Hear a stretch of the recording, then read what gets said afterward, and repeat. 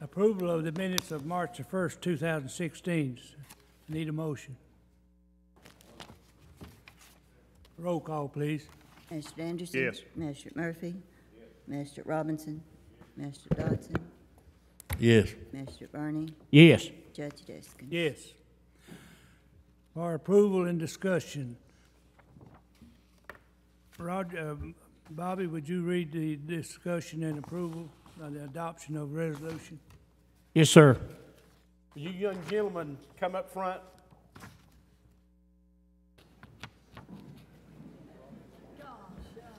It's an army.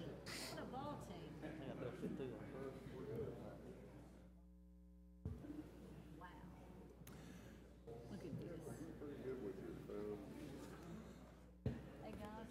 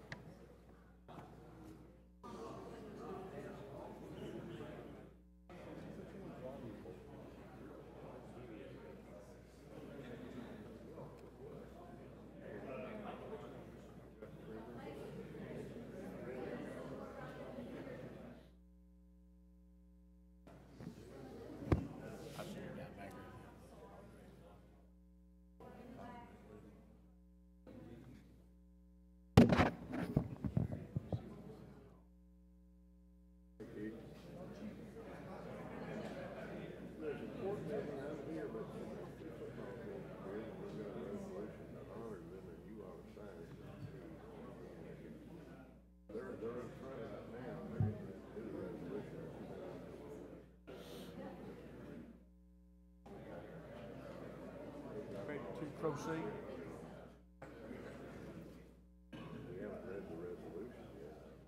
Righty, this is a resolution honoring the Belfry High School football program 3A KHS AA football state champions.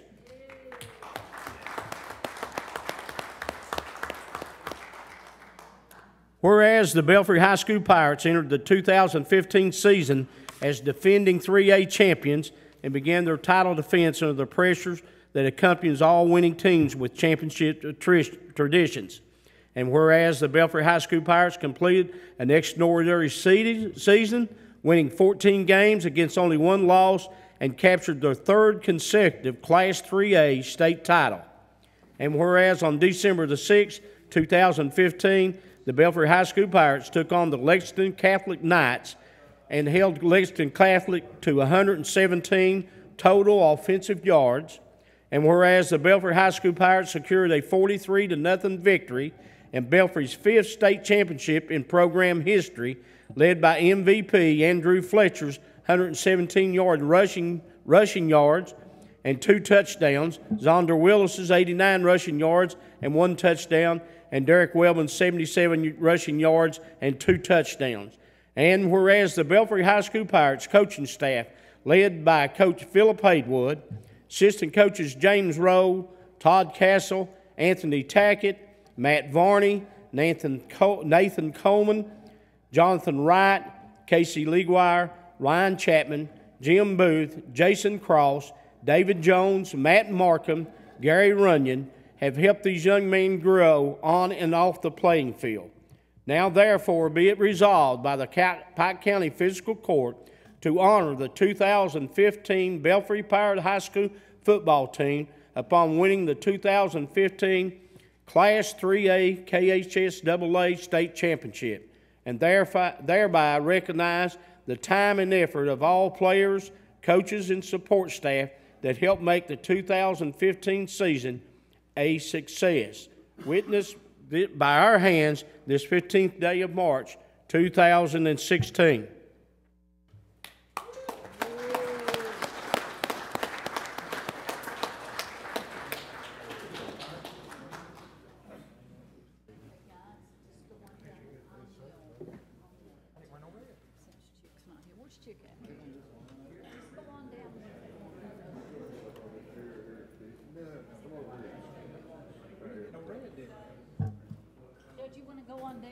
Yes. I need a motion to adopt the resolution. Roll call, please. Magistrate Anderson? Magistrate Murphy? Magistrate Robinson? Magistrate Dotson? Magistrate Varney? Judge Deskins? Yes.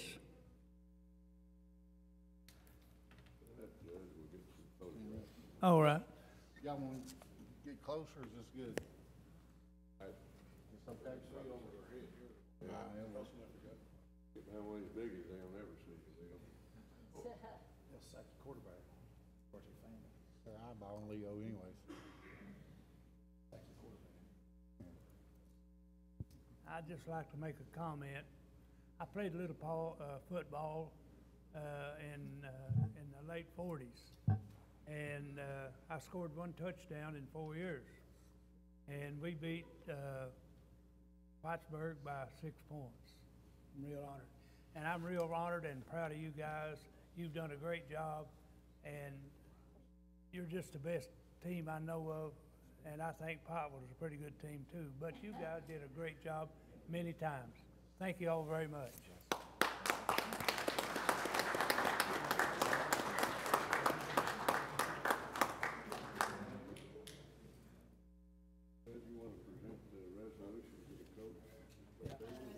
Yeah, I think I seen.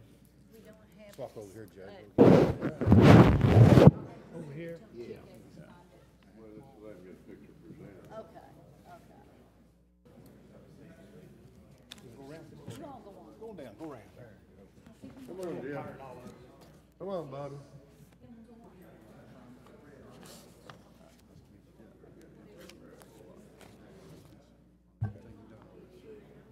Coach, hey, congratulations, buddy. Thank you, I appreciate it. We're celebrating Belfry football. Come on over, Bobby, get this photograph. He's gonna present the resolution, Coach Hayward. I have a resolution. Are you all ready? I have a resolution to honoring the Belfry High School football program. 3A KSHA a football state champion. Whereas the Belfry High School Pirates entered the 2015 season as defending 3A champions and began their title defense under the pressure and accomplished all winning teams with championship tradition. And whereas the Belfry High School Pirates completed an extraordinary season, winning 14 games against only 1 loss and captured their 3rd consecutive Class 3A state title. And whereas as on December the 6th, 2015, the Belfry High School Pirates took on the Lexington Catholic Knights and held Lexington Catholic to 117 total offense yards. And whereas the Belfry High School Pirates secured a 43-0 victory in Belfry 5th state championship in program history, and led by MVP Andrew Fletcher, 117 rushing yards and 2 touchdowns.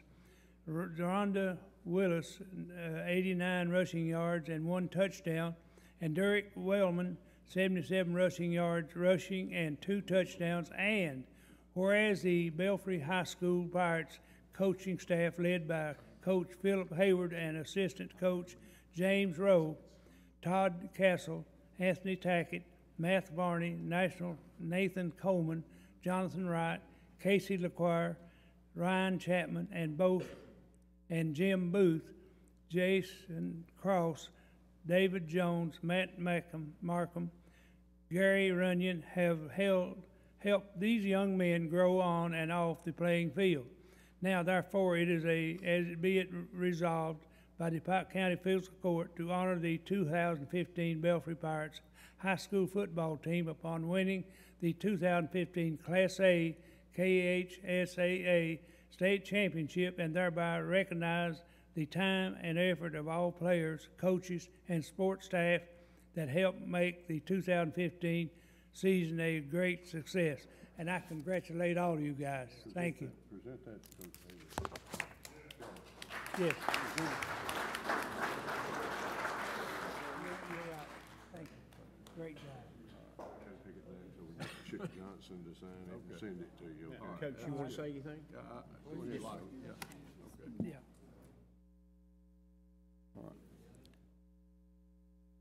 It's a great honor, privilege for us to come over and be recognized by the fiscal court and all those that make up this body, this governing body. I'd just like to simply say, I know it's it seems like 3 or 4 months after we played, but we've had quite a bit of snow, and it seems like every time we've been scheduled, we were off school, so we're a little late in getting over here, but we appreciate the opportunity to come. This is a great group of young men. We had a great season, obviously, but it was a great privilege for us as coaches to work with these guys every day at school and being out on the practice field. They gave us great effort. They gave us great work in the off season, and just to go out and play on Friday nights, the effort was just tremendous. And that's the thing that you really enjoy as coaches, to know that when they came off the field, they gave their very best. And the neat thing about this team is that we really got better in the playoffs. The last 4, 5, 6 weeks of the season, it was like a constant buildup of improvement, and we played our very best game the last game of the season. And that's what you always strive for as a football team, and these guys were able to accomplish that. And so we're very proud of them. And again, we thank you for allowing us to come over here and be recognized. Thank you.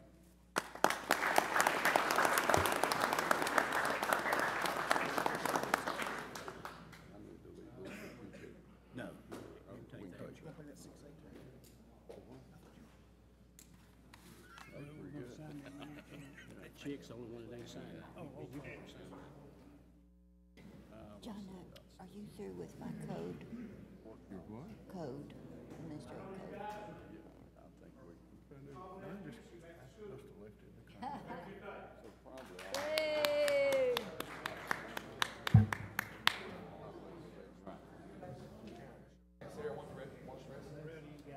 Good luck next year. Good luck, guys, next year. Good luck. Good luck. Are you the guy that get all the rushing? Hey, Leo, where's Chick? I don't know. Is Kenneth moving? He's never called in or anything.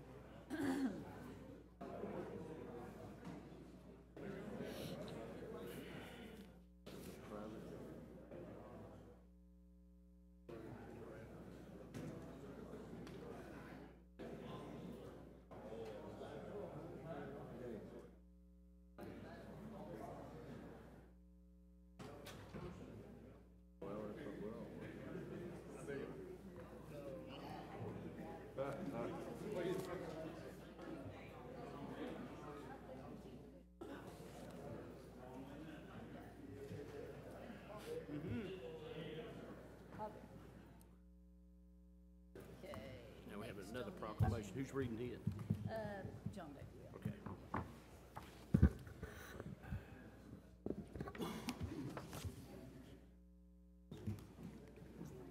You look so pretty. I haven't heard from her.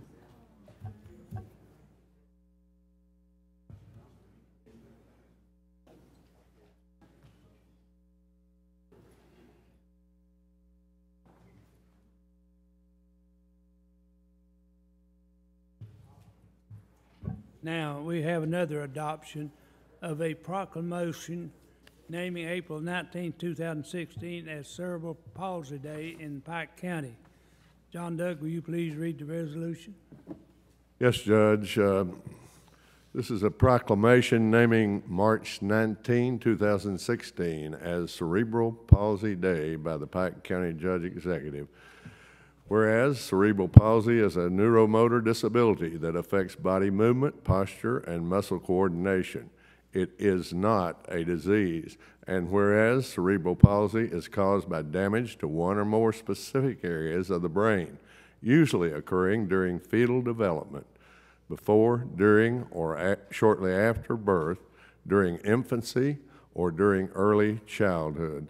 And whereas cerebral palsy affects all levels of society and all levels of socioeconomic status. And whereas it is estimated that nearly 800,000 children and adults in the U.S. manifest one or more of the symptoms of cerebral palsy, and whereas, according to the Centers for Disease Control and Prevention, the CDC, each year about 10,000 babies born in the United States will develop cerebral palsy, and whereas 1,200 to 1,500 preschool-aged children are also recognized to have cerebral palsy each year. And whereas cerebral palsy affects an estimated 17 million people worldwide. And whereas at this time there is no cure for the developmental brain damage that causes cerebral palsy. Training and therapy, however, can help improve muscle function and coordination. And whereas past medical studies on cerebral palsy do not indicate any life expectancy trends, and whereas cerebral palsy is an innovative way for Cerebral Palsy Day is an innovative way for 17 million people with cerebral palsy to tell the world how their lives could be better, and also critical to increase awareness for research funding for prevention, treatment, and cure research. Together, we can change the future of cerebral palsy. Now, therefore, be it resolved by the Pike County Fiscal Court to proclaim Saturday, March 19, 2016, as Cerebral Palsy Day in Pike County, Kentucky. We encourage all citizens to show their support of cerebral palsy awareness and to become better educated on the subject of cerebral palsy. Witness our hands this, the 15th day of March 2016, and that will be executed upon adoption by the Pike County Judge Executive, the Pike County Attorney, and the entire court, the magistrates. Second. Roll call, please. Mr. Anderson? Yes. Mr. Murphy? Mr. Robinson? Mr. Dodson? Yes. Mr. Barney? Yes. Judge Deskins? Yes. Judge, with your permission, I would like to ask a representative who is here today, Bobby Joe Childers, to come to the podium and address the court about Cerebral Palsy Day, cerebral palsy, and this resolution. Bobby Joe.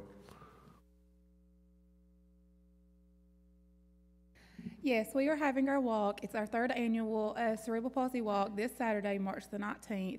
And the reason that it inspired me is my son, Braden Wright, was diagnosed at 9 months. He has had a lot of trials and struggles along his way. He's 12 years old. He actually was defined to a wheelchair last year. We had to raise money to get him devices, and now he is able, as all y'all can see, he can walk now. He can run. He ran his first 5K in September of last year. Right. So we like we want to thank you all and hope you all can support us, and we want to find a cure for CP. Thank you and support our cause. All right.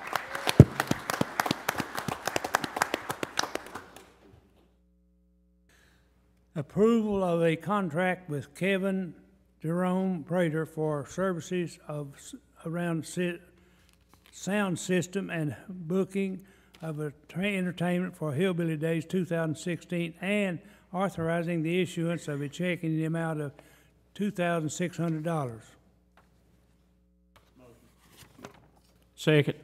Roll call, please. Mr. Anderson? Yes. Mr. Murphy? Yes. Mr. Robinson? Mr. Dodson? Yes. Mr. Barney? Yes. Judge Deskins? Yes.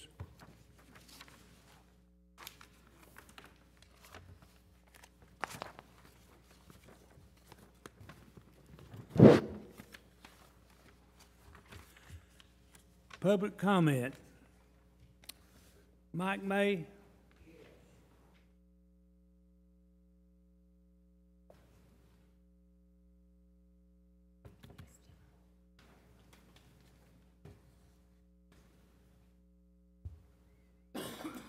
Good morning. Good morning. I'm here on your all's turf, so if we get the ground rules down, because the time limit and what I have to say is very important. I would prefer, as I go, you question, because I do have comments, accusations, and so forth. So if we want to go with that way if you have I'll have questions for people, or just let me get through it. Like I say, it's your turf. You do the call.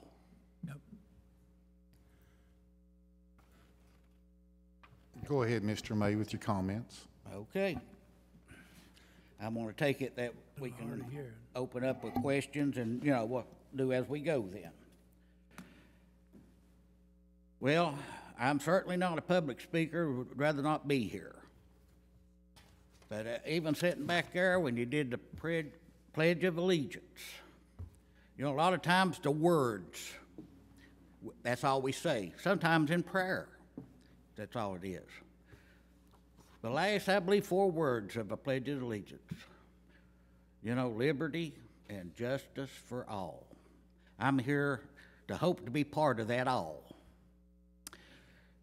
I think most of you know, you've even got some pictures of a private drive, my private drive.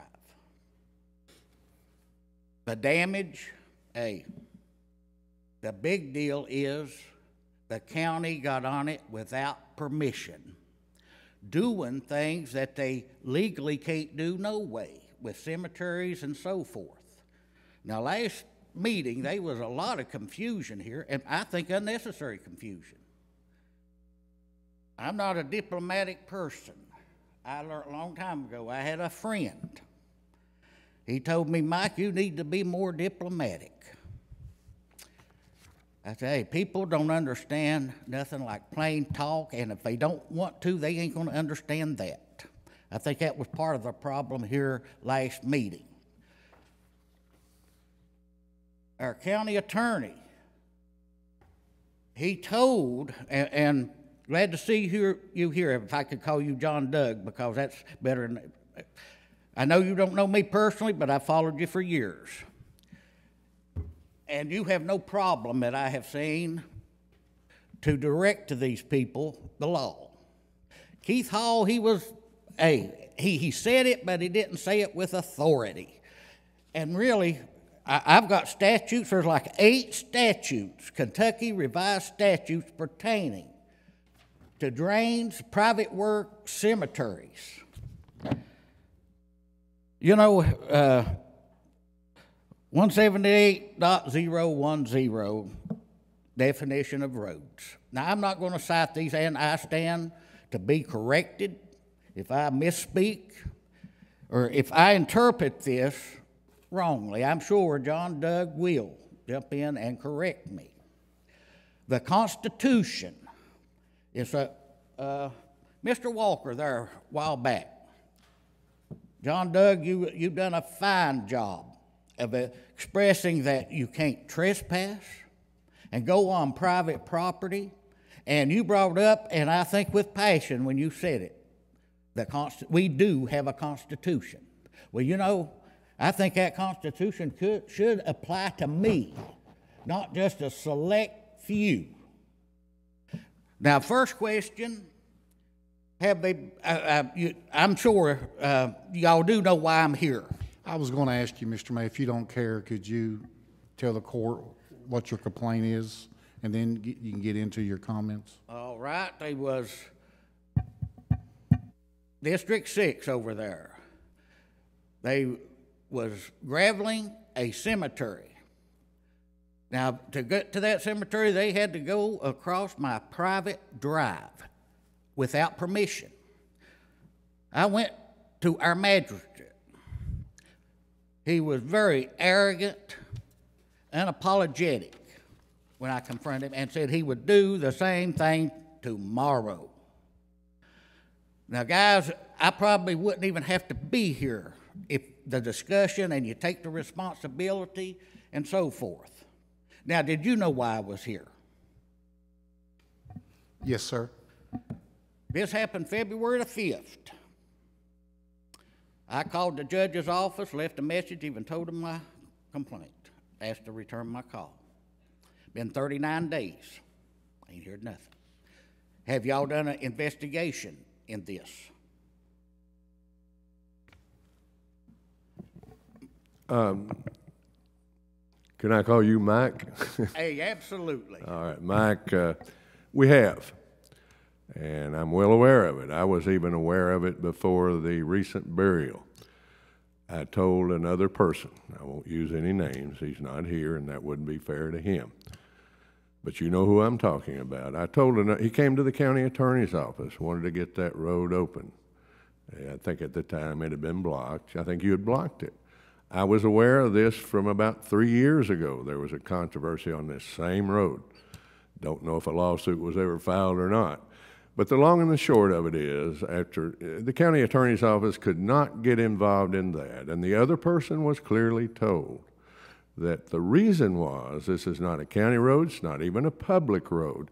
This is a private road on private property, which leads to a private cemetery. It is a family-owned cemetery.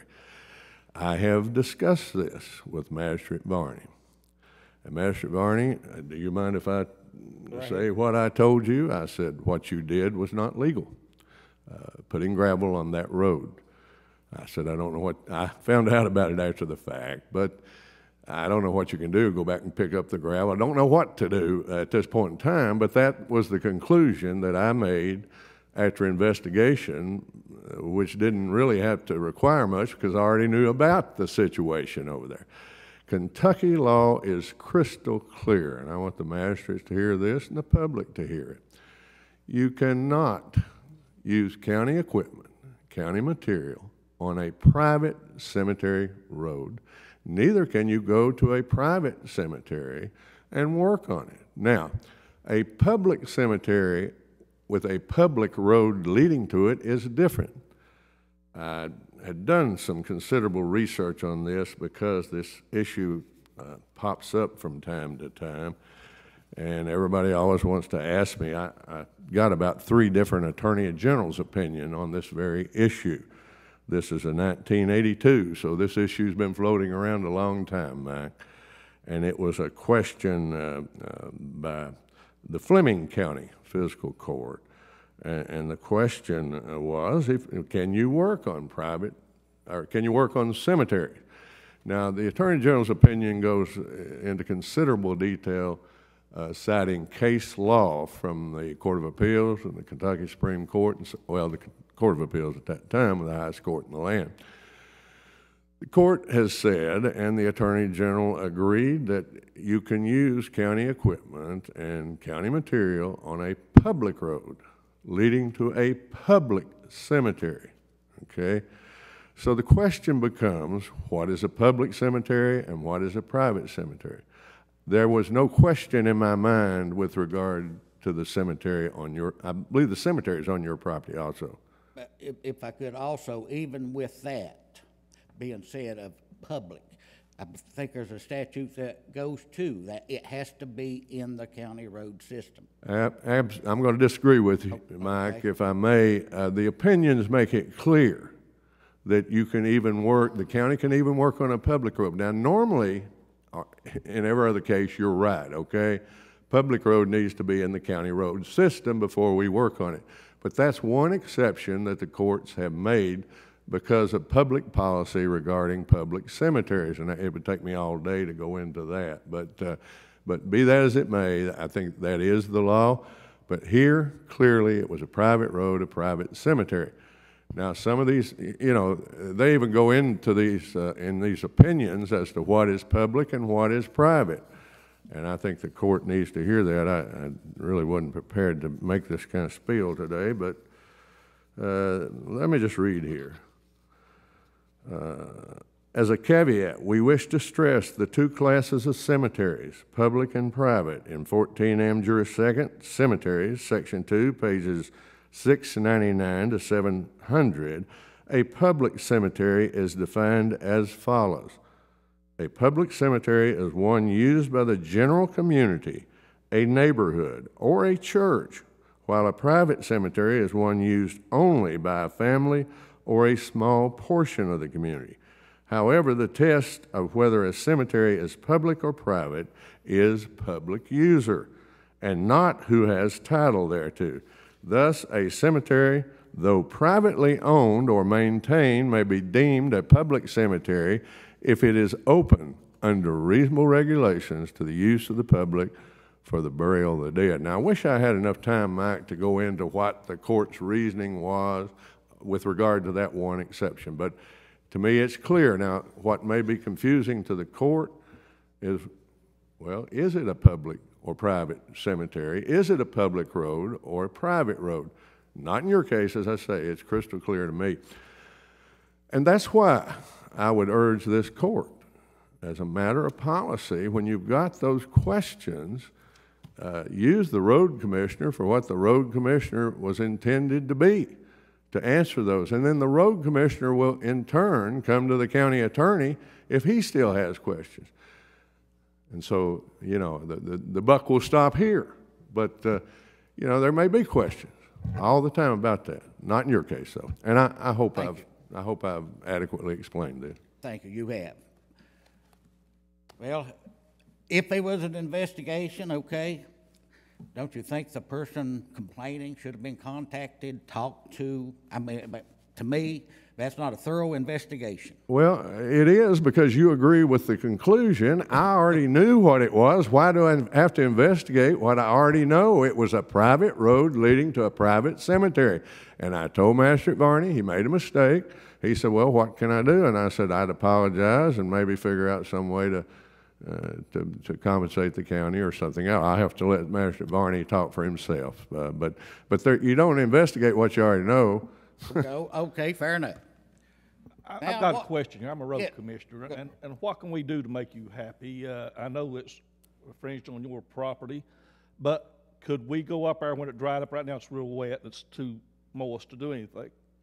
But when the weather dries up, where it's scarred on the side, could we go up there and bring that down and plant some grass, or do you want us to take the gravel up? What can we do to make you happy in this incident?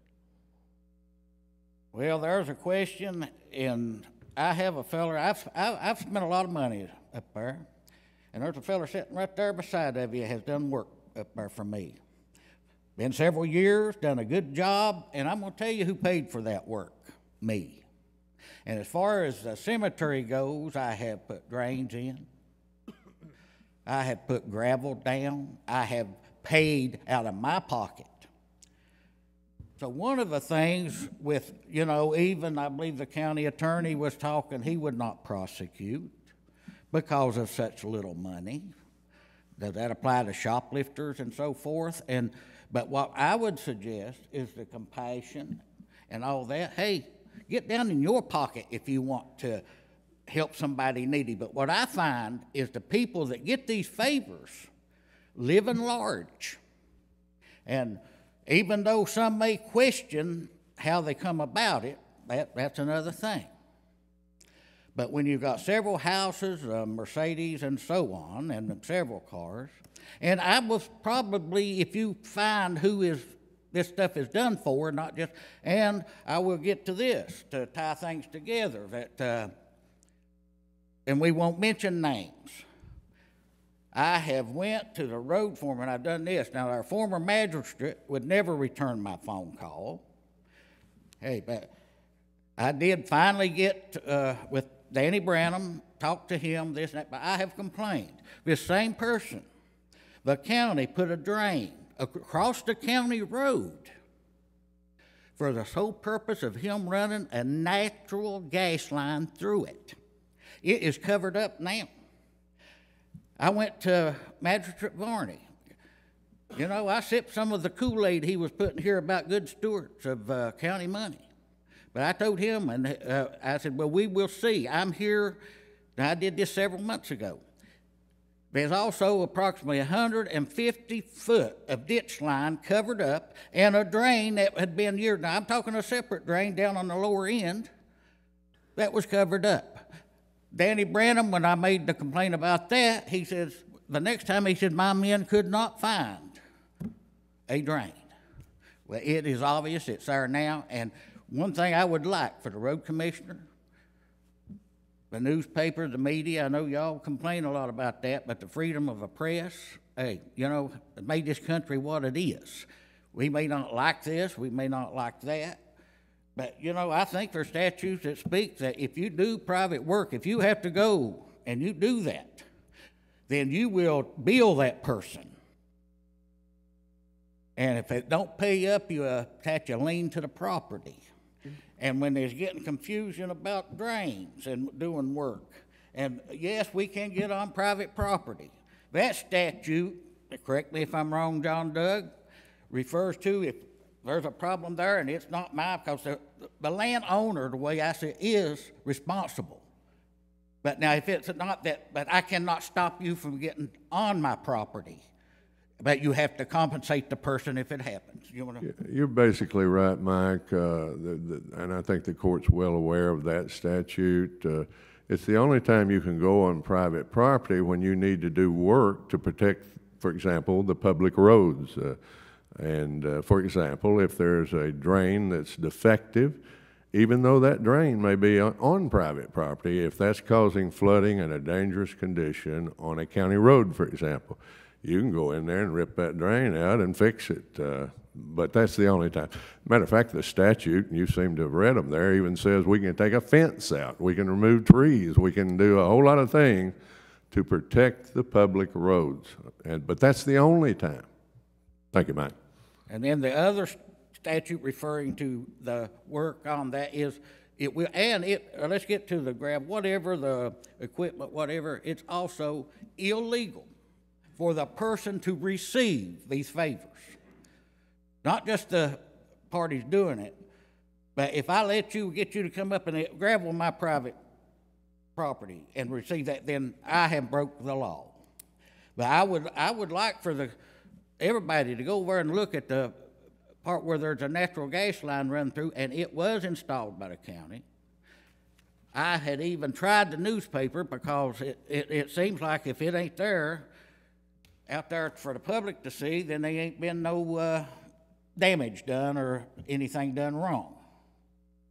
But, you know, when we get to talking about, I had a little something here, and here we got with my wife told me, said, hey, you get there, you know, you won't have to have too much of a problem with talking. But, you know, because I wanted to say that, you know, because the way everybody wants to throw out this or that, or it's like, you know, I was hoping I wouldn't come here and get trumped. Because I've never worked for the county, so I ain't been fired by the county. You ain't cut no severance money off from me, you know. But I do sort of figure somebody would want to question my motives, maybe even attack my character. But so be it. But, you know, attorneys and politicians, hey, they want to use a truckload of words when just a few will do. And, you know, bottom line, the way I see it, you know, shake it, bake it, slice it or dice it, like the questions last, it is plain when it comes out. No, no, no. Illegal. And now I'll tell you, the satisfaction of me, I think Bobby Varney should have resigned. He broke the law. I think he had been told before. I'm confident now, and you correct me if I'm wrong, John Doug, that you have told them about working on private property. Mike, I have said over and over again, that's my job here. I represent all these magistrates and the judge, the court collectively. But by statute and by law, that's who I represent. Sometimes, and they're every one of my friends, and I respect every one of them, and I want them to know that, and I don't mind stating that publicly, but they're my clients. And I, as a lawyer, as assistant Pike County attorney, have a duty to tell them what the law is.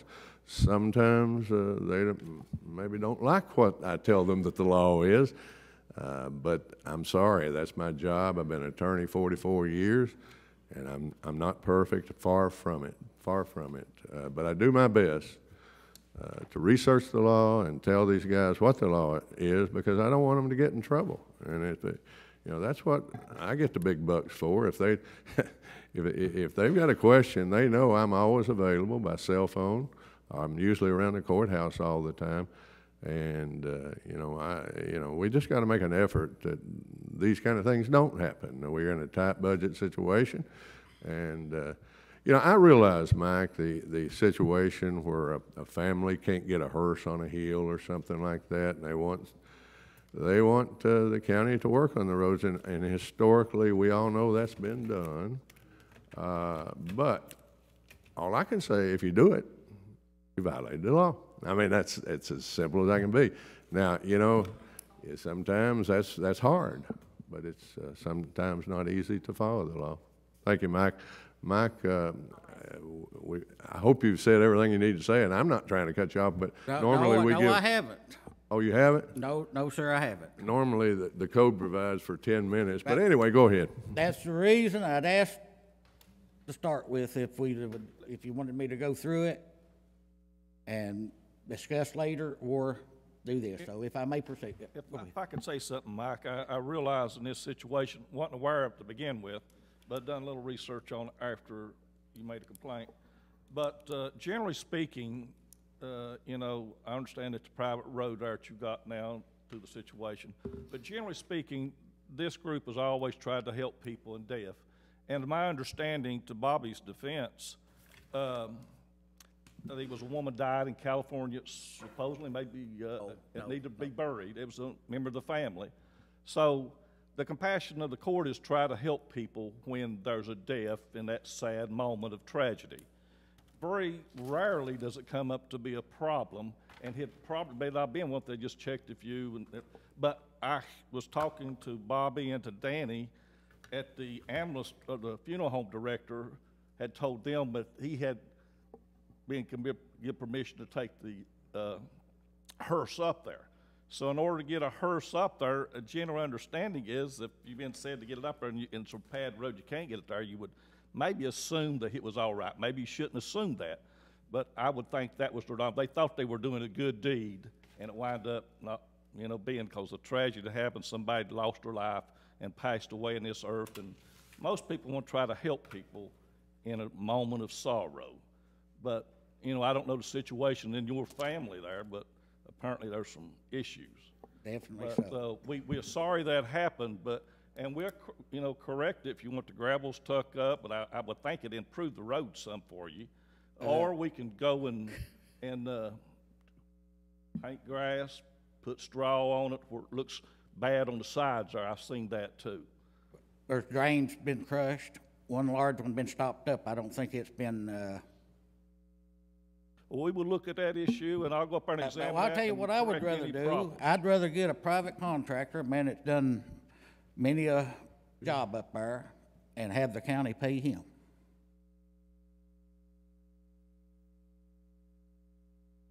That's a little harder to budget than us. Well, for the taxpayers. Okay, well, again, and what you were saying, I tried to address a while ago about, yes, compassion, and I have helped pay for people's funerals that wasn't related to me because of the need. And the road, even the funeral director said there was no problem. This was before the gravel. And the road has been, snow, mud, yeah, I had no. And to address what John Doug said about contacting me, the lady, it was a man that they lived in California. They'd been back here for years. The woman called me the morning, said, my husband has died. I said, I did not. She said, do you know? I said, no. And she was asking about, I said, that is no problem. I have always said, that is no problem. One of the things that is really an issue with that, I always try to get my family involved, but is that they are some people that don't want to ask permission and to say I can do it 24 hours a day anytime I want to, which is not the case. But that again is done with this. But now, that's like we get back to the taxpayers' money.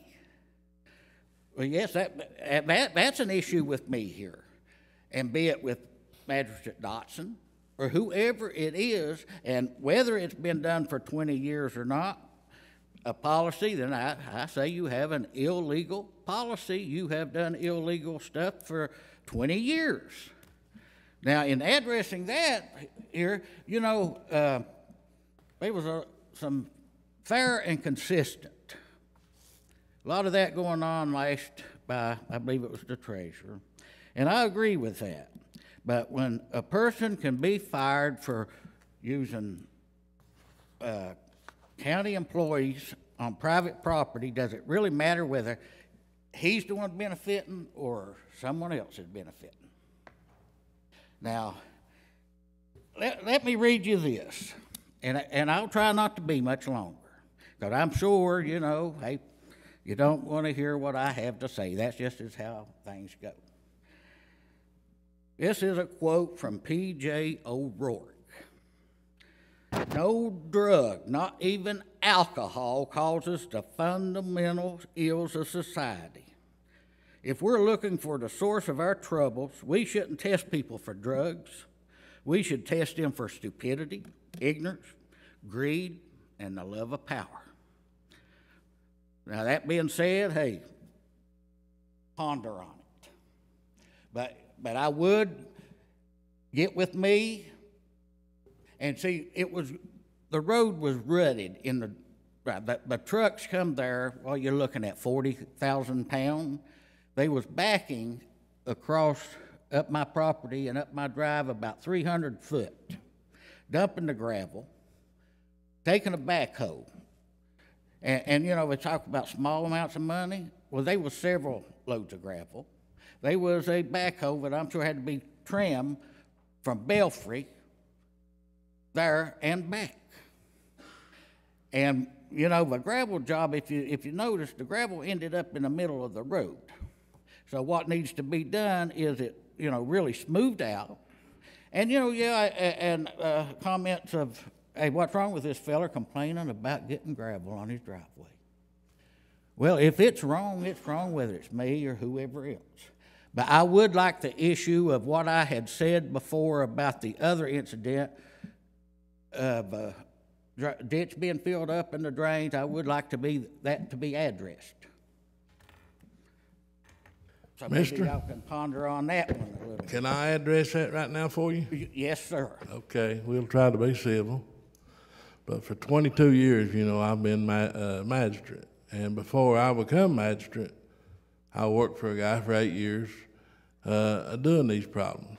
And, you know, if you live up in a county road and you have a drain pipe and it gets flooded, or when the floods come and it gets collapsed and you don't have the resources to get it out, do we let the water run down the road, or do we clean the creek and repair the drain? I'll ask you that question. Well, I can tell you this from personal experience again. See, a lot of these incidents I have experienced. District 6, a few years ago, say no. A Danny Branham again, no. And you know, you can cite every legal reason not to do it. Someone else comes and you do it, then you try to cite every legal reason that you did it. I'm sure. You know, if you've got water running down the entire road during a flood, do you let that water continue to run? No, you don't. And Magistrate Dotson, I don't know if you remember, I've met you a couple of times. I have went for several years praising you. I even told you that myself when I met you at Walmart a couple of times. I have said, well, I wish we had a magistrate like that. I finally got to tell you that. My wife told me last week, I wish you hadn't told me. I said, no, I have no problem with that.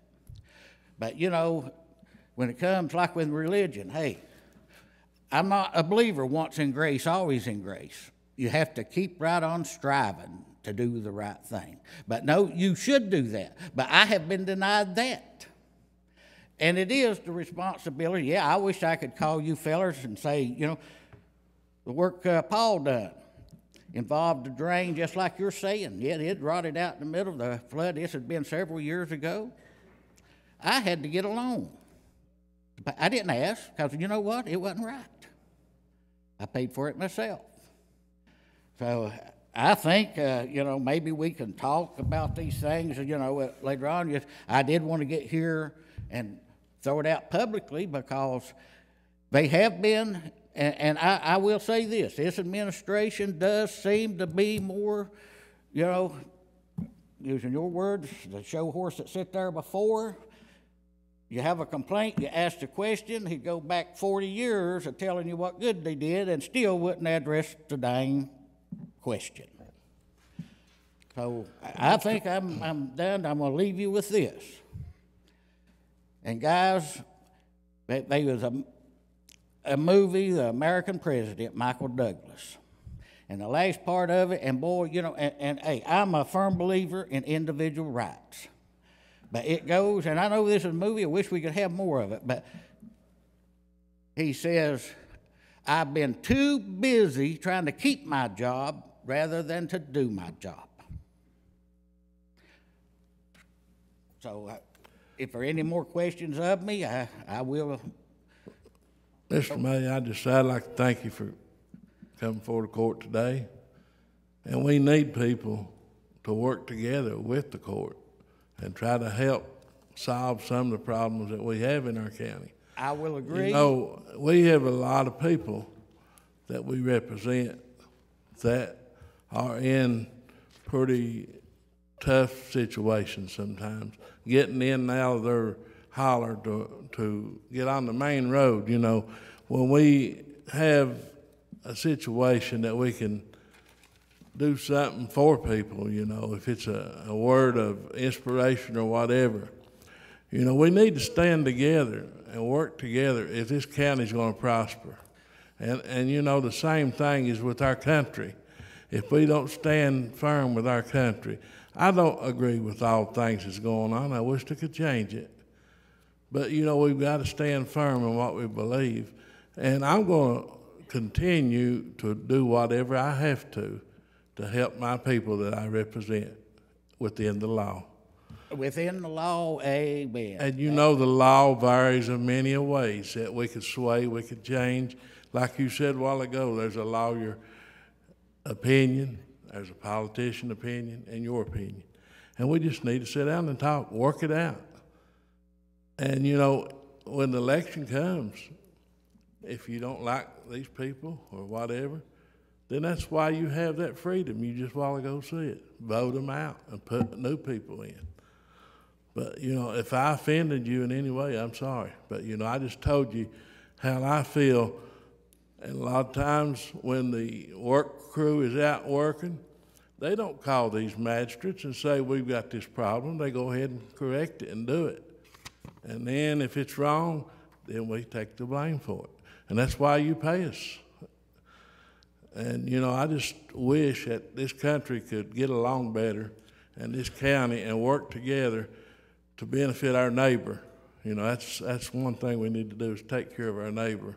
I'm a big believer in that there, Magistrate Dotson, firm believer in that. But, we need to stay within the law. And the taxpayers' money, I want to say this. You made the statement, why is everybody picking on this court? Well, easy come, easy go. Money that, windfall, we have a way of, so the severance tax, it got down there. But, with this occupational tax, you got into our pockets. So, yes, you're going to come under more scrutiny. Because, hey, from senior citizens to this to that. Well, a few years ago, I couldn't spell senior citizen. Now I are one. And we need to help them. We do need, but, there need to be some integrity in the court. Mr. May, I think that you just hit a good point. If you can show us a way that we can run this county without the occupational tax, then I'd be the first one to say, take it off, get rid of it. But there's a lady over there that takes care of our books, and she tells us what we've got to have and what we've got to spend. And we have tried our best to come up with some solutions to solve our problems. You know, the only thing I know left is if the magistrates want to volunteer to work for nothing. That's what the group is out here after. Okay. They want us to work for nothing. I have no problem with your salary. Really, I don't. Hey, yeah, but, you know, do what is expected. And the occupational tax, I've been a supporter before it was ever passed. I did not like the way it come in here and the fiascos and so on, that it went back. One time you're not going to, the next time you voted in. And if I can, you know, this is Sunshine Week. And I hope I've spread a little sunshine in here, transparency and so on. And I'm going to leave you this something that I've always been willing to give away. Nobody wants to take it, advice. Mike, I know what you're saying, and I inherited this mess, and we will try to do better. Thank you, Judge. And I do think you're trying, but it's going to take the whole court to do that. Ray Jones cut the severance tax out on Pike County only. You think that's fair? No. I don't either. And hopefully we can get that back. And now, my opinion, coal business will be back. It will come back. It always has. I mean, I remember my dad talking, living tough back in the 50s. If I may, just let me tell you this story. Him and my uncle. My uncle run a store, and Dad he was riding to work with him, working at what they used to call a little old truck mine. Yeah. They had worked there for some time, hadn't got a payday. I love to tell this story. My dad and his brother's going to work, and he says, Amos, if they don't pay off today, I'm quitting. He told him, Ralph, by gosh, you're lucky to have a job. But Dad had a bunch of kids at the house, didn't have a business, you know, so yes, if it wasn't paid off. Yeah, but to this, and I'm going to finish with this, on my advice, I'm going to suggest on executive sessions. If you want to really get down and not have any idea of you know, something going on there that ain't, because, you know, hey, haven't you often wondered, does the light in the refrigerator go off? Well, you know, unless you're in it, you don't know that. And, you know, the law says you don't. So I want to suggest, put that the last thing on your agenda, and when you come out, vote on that, and, you know, go on. Thank you. Thank you, Mike. Mike, don't cut yourself short of being a public speaker, though. You might have missed your call, and you've done a pretty good job. Thank you. All right. Blake Walker.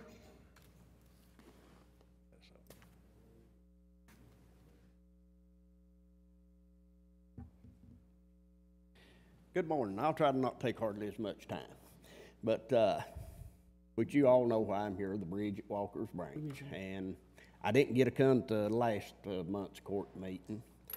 And the last time we talked about people getting hurt over in there, or if you die or something. Well, 3 weeks ago, Sunday night, James Fink's mother died sometime late Sunday night to early Monday morning. And it was between 9 and 10 o'clock in the morning before they could get all the gates open to come through Eckwoodle's Gas Company Road to get in there to get her. And that's the point that I've been trying to make about a bridge, that we need a bridge down there. And, you know, for instances like that. And I mean, this day and time, you know, that's unacceptable, really, when you get right down to it. And the last meeting, you were supposed to see about getting a bid to build a bridge. I ain't heard anything about that. I just checking in to see what's going on. Well, the money slowed us down a lot on what we want to do. And it's like he was talking about the severance tax, the occupational tax. None of us like to pay taxes. But in January, February, and March, we tried everything. I'd go to sleep worrying about what we could do instead of raising some taxes. But we had no other method. And the county would be shut down by the state without getting a budget passed that they have to inspect. So we do the best we can, and I'm sorry we can't do more. Well, I understand that, but like I've said before, there is steps that's got to be taken before you're gonna need the money to build a bridge, and they have to be a starting point somewhere. And the guy that has got the beams, I don't know how long he's gonna hang on to them, but I'll assure you that I don't think he's gonna sit on them for 2 or 3 years for the county to make up their mind whether they want them to use them to build a bridge or not. Because stuff like that's not gonna hang around forever. Well, as you know, Mr. Walker, we have to have money to get things done, Understand, and that's our problem. understand, So, but, Judge, if I may intercede here, Hey, go ahead. I went down there and done a little research on this. I tried to figure my talk out to his sister there. There's apparently a little family squabble there again. And, but I went down there and many years, I think this has went on. But I went down and talked to his sister in hopes of where that road is now is a bad circumstances to build a bridge at. It's just a bad area there, and to get them up out of the water would be difficult in that area.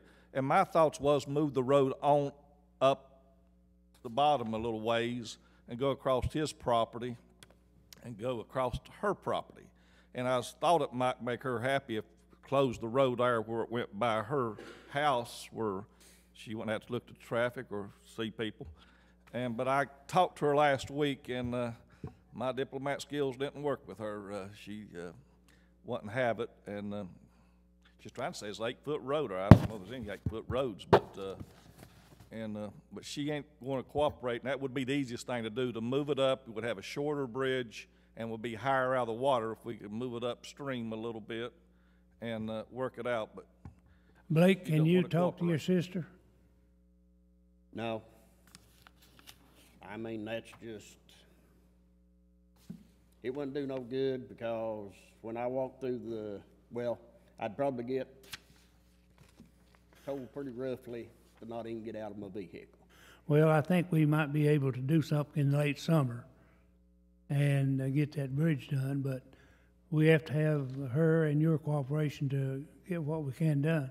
Well, I understand, but you know, the county road that runs up Walker's Branch right now, they condemned that and took Daddy's hayfield, 15 foot of Daddy's hayfield up through there, where the county road runs now, and give it to Victor Foote for a road, which later the county took it in. So that was condemned. Why can't we condemn the land to build a bridge? And there's no doubt in my mind, she's not going to give you permission to build a bridge. You're going to have to condemn the land. And that's what I'm saying. We've got to start it. It may be 2017. It may be 2018 before you need the money to actually build a bridge. There is steps that's going to have to be gone through in order to get to where you build a bridge. But they have to be a starting point. I'll get with John Doug and see what we can do, and we'll try to get it done. Well, John Doug said the last time I was up here that you could condemn the land for the betterment of the community. And like I told Jackie Darrell, I'll give the county a road if they can get it to build a bridge up there where he's talking about. I'll give him a road around the hillside. We'd have to fill in some through my hayfield. I don't care. Land, I can't take it with me. If it'll help the people over in that holler to where they can get in and out, I'll give the land. I've got no problem with that. And I mean, like when it snowed, I went over there on Sunday and took my farm tractor and graded the road, plumb to James Finks's to his house from 194. Monday morning, his granddaughter went into labor. If I hadn't graded that road, they wouldn't have been able to have got her out of there. That, I mean, you know, stuff like that, if you've got a heart, stuff like that eats at you. Well, we'll do the best we can. That's all I can tell you. Blake, can I ask you a question? Oh, John Doe. yeah. Was that not in litigation? Did the litigation cause it to be condemned, not necessarily by the county, but by the court action? It was condemned by Pike Circuit Court. Yeah, that's because of the discrepancy in the landowners. It was in litigation, which said it had to be condemned. It wasn't necessarily the county condemned it at that time. Well, because of the, and I've got the lawsuit, and their reasoning was you can't keep Victor somebody. Foote couldn't reasonably enjoy his land because he couldn't get to it. Correct. The same thing applies here. I can't reasonably enjoy what my mom and dad left me because I can't get to it half the time. Is that property in Jean's, is the property in Jean's deed, or is it with Loretta? Well, it was left to Gene. Correct. Of course, Loretta's his wife, so, But- you. I know. I didn't know But, if Jean would be easier to try and talk to. Gene won't, I'm not- won't make no decision whatsoever. It's Okay. her, you deal with her, you deal with nobody. I guess what I was trying to get at is to whether or not our assistant county attorney would say it would be something would have to be litigated between the two parties, or would the court step in, John Doug? I guess is what I'm trying to, since that's what Victor Foote's avenue was at the time, was to go through circuit court. Not familiar with the circuit court matter. I did know there was a court action, but I've never looked at it. I don't know what the court decided, don't know anything about it. So it's Well, dangerous for me to answer a question when you Blake don't know knows me anything. because I live right below all this, and I remember it all going on, and Mr. Foote had to park at John Paul's and walk around the hill to get to his home place. Well, I could only reiterate what I said the last time when this issue came up. The county has the power of eminent domain condemnation, as we usually say, as long as it's for public purposes. We can't just go out and willy-nilly take somebody's property. It has to meet the public purposes test. Otherwise, you can't do anything. And there's no doubt in my mind that that would meet that test. It would be for a road to serve. I believe you said there were 3 residents there now. Is that right? And it is. There's 3 houses, but there's 7 property owners. Yeah. All right. 7 property owners, 3 houses. It is a county road now, leading from, what is that, 194? 194. Over across the bottom, and It's a mile and a half. It goes to Victor Foote's property line. The county road does, and it's 1.5 miles. okay. I think it's .15. Would it be .15 that Master Anderson was whispering in my ear? Yeah, I think it's .15, isn't it? No, 1.5. Is that from mile. 194 to the end of it, Yeah. up the hollow A there? mile and 5/10. That would be 1.5 mile. I'm thinking the courts, we weren't getting a court action this, because this lady, I traveled up through her 2 or 3 times, and when she watched us traveling, she cut sort of the berm off the side of the road there. The shoulder was cut off. They hired some piece of equipment to come in there and kind of weaken the road structure. So it's going to be a court matter, I think, in this deal. Hey, Blake, how many are those beams, the fellow you said had the beams, does he have enough that we could use to build a bridge? He's got 7 beams, 3 foot wide and 50 foot long. So and he told me if you put all 7 of them together, you would have a bridge about 19.5 foot wide by 50 foot long, which we're not asking for no 2-lane bridge. All we want is just a 1-lane bridge up level with the creek banks to where we can get in and out of there. You want it kind of shot left-handed, kind of to the left a little bit from where it is now? You'll have to, I can't hear good. Did you want the bridge, if something happens, we can do this, were you wanting the bridge to kind of, when you get to the old bridge, I reckon the new one will kind of go left-handed? Well, the old bridge has got a bend in the middle of it. Right. So these beams are straight, so you're gonna have to make a straight shot somehow or another. But like Jackie Darrell was talking, if you could move it up to the upper end of that bottom, unless you had a flood like 77 or 84 out of the water. Now down there where it's at now, you'd be blocked for maybe 24 hours. But 24 hours, I have seen it as high as 8 weeks that you had to walk in there that you couldn't get across that bridge. So I'd a whole lot rather be blocked 24 hours as to be blocked 8 weeks. And I'm willing to give land anywhere you fellas will agree to build a bridge. You know, I'll donate the land, like going where the road goes down in the branch. I'll give you a road up in my hayfield up through there if you decide to build a bridge down there where it's at now. Or if you go to the upper end, I mean the old hillside where 99% of it, you might have a 3-4 foot high wall on the backside to get a 15-foot road.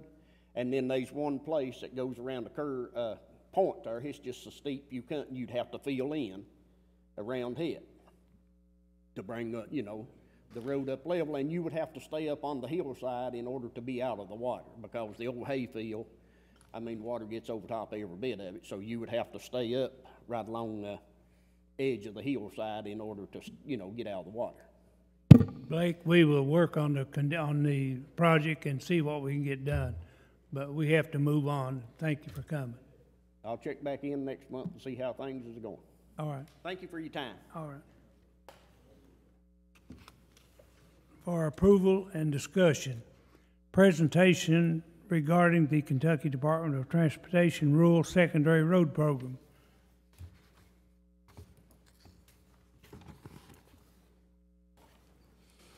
Good morning, Judge, members of the court. For some of you don't know me, my name is Joe Stanley. I work here in the Pikeville section office.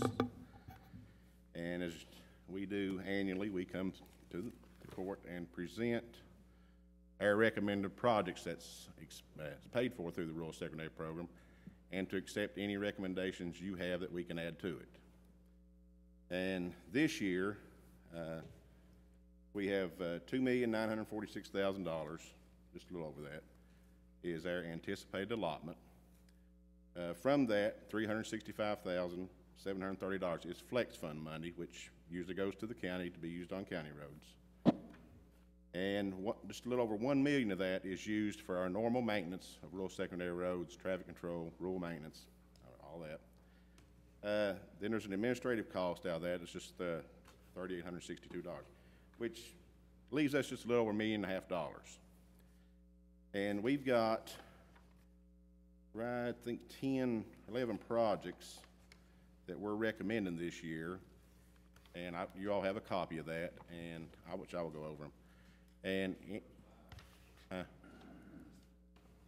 no, there's another page. Should be another page. You just got one page?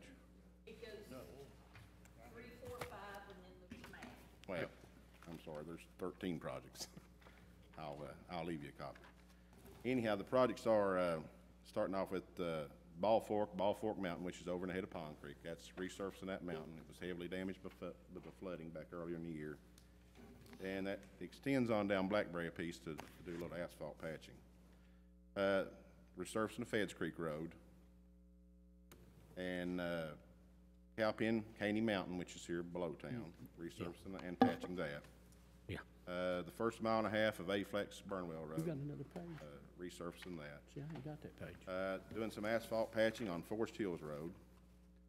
And we have a large culvert replacement on Smith Fork at Phelps. In the head of Smith Fork, which is called the CC Trail Mound, there's a section of that that's the pavement's got pretty bad. We're going to try to patch that. And we're going to do some patching on the first 1.5 miles of Ridgeline Road. Then we're also going to try to get some guardrail, which guardrail is a little hard to get. But we've put on our list, we have to go by the list they are in the statewide database. Caney Fork of Johns Creek, which is from the foot of the hill down 1/2 mile. Big Branch Mountain, which is in the head of Long Fork, the first mile of that. And there's 3 sections on 292, A-Flex Burnwell Road. We're going to ask for that. Now, all this gets sent to Frankfort, and they make their recommendations and approve what we get. So, but if you all got anything you want to add, I will check back with Rose in a couple of weeks to see if you all got anything you want to add to this before we turn it in. Joe, I would like to see if you could add from Freeburn to Stopover. Well, It's in really bad shape. That is not a rural secondary road. That comes out of our regular maintenance funds. And we will probably not get to do anything with that till July. I just you It's know, in bad shape. it's pretty bad, and there's a lot of coal truck traffic on it It's now. And, you know, the place where they fixed up there at, it's starting to break again. starting to break again too. Yeah. But I just wanted to, I know you've looked at it and see if we can't get it on the list to be, fixed sometime this summer. We will probably not do any patching till July. Hey, Joe, below the hospital on 292 there where the big slip's at, where we at on that? Well, that, again, we're waiting on our funding approval. Hopefully within the next 2 weeks to a month, maybe. If we can get our funding approved, we're gonna fix that. That's what we've been waiting on the whole time. Joe, the deputy judge and I both have had calls of concern about where you cross on the state road there at the airport and go down Cowpen. That is one that's on this guardrail. list. Is that in there? Well, the guardrail was approved last year, and a contract's been let for that. The contract's just not done it yet. Okay. Joe, we need a motion to acknowledge. Well, yeah, you can acknowledge receipt of it, Yeah. and then I'll check with Rose in a couple of weeks, because I have to have a copy of the fiscal court minutes to send in with all this. Sounds good. Yeah, that's like you all, yeah. Yep. They start July. I'd like to give Joe a compliment. I've had to call him several times, and he's always worked good with me and is always there, and I've met him in his office, and he's been very cooperative, and they've tried to do their best to help, and I'd just like to thank this gentleman for being so kind and cooperative with our department. Thank you very much. I also want to introduce Charlie Dale. Charlie's our new Pikeville section supervisor. He's over all the new construction plus maintenance too. So if I'm not around, just give him a call. Jack? Yeah, he's an old Phelps boy. Jack? Yeah, Jack. Joe used to do your job, so you might ask him if you have a problem somewhere down the road. Me and Jackie talked. He had a lot of experience with the county. I've already done that. Jackie Darrell. I make a motion, we acknowledge. He's a good man to work with, but don't tell him I said that. Thank you all. Go ahead again, Jeff. Motion to acknowledge. Second. Roll call, please. Mr. Anderson? Mr. Murphy? Mr. Robinson? Mr. Dodson? Yes. Mr. Varney? Yes. Judge Deskins? Yes. Adoption of a resolution to support the 2016-2017 Kentucky Pride Fund Recycling Grant and authorization for the judge executive to execute all documents. Need a motion. Motion. Second. Roll call, please. Mr. Anderson? Yes. Mr. Murphy? Mr. Robinson? Mr. Dodson? Yes. Mr. Varney? Yes. Judge Deskins? Yes. Frankie, awarding of the bids. Judge, before he does that, before Joe leaves there, we've had a lot of calls and complaints on the Smith Fork Road State CC Trail. Have y'all looked into that yet, where they were timbering and logging up in there? I was through there. I have to say it's been about a month and a half ago. Hadn't seen anything yet. Now you know they logged on Callaway Mountain and it messed it up. Now it's so far I hadn't seen anything on the CC Trail yet. I had a lot of calls, and Jackie Darrell has too, where they're blocking the road, loading the logs. I don't know who they are, and doing a lot of damage to the road. Like I say, I've not been across it, and I have to say at least a month and a half. So nobody from that crew's mentioned anything to me about it yet. So. But we'll check into it.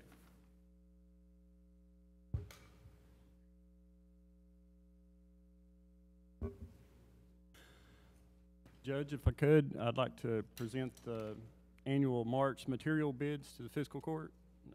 We had 16 bids, and I'll try to cover them as quick as I can. The first bid for 2016 was building materials. We've received 3 bids.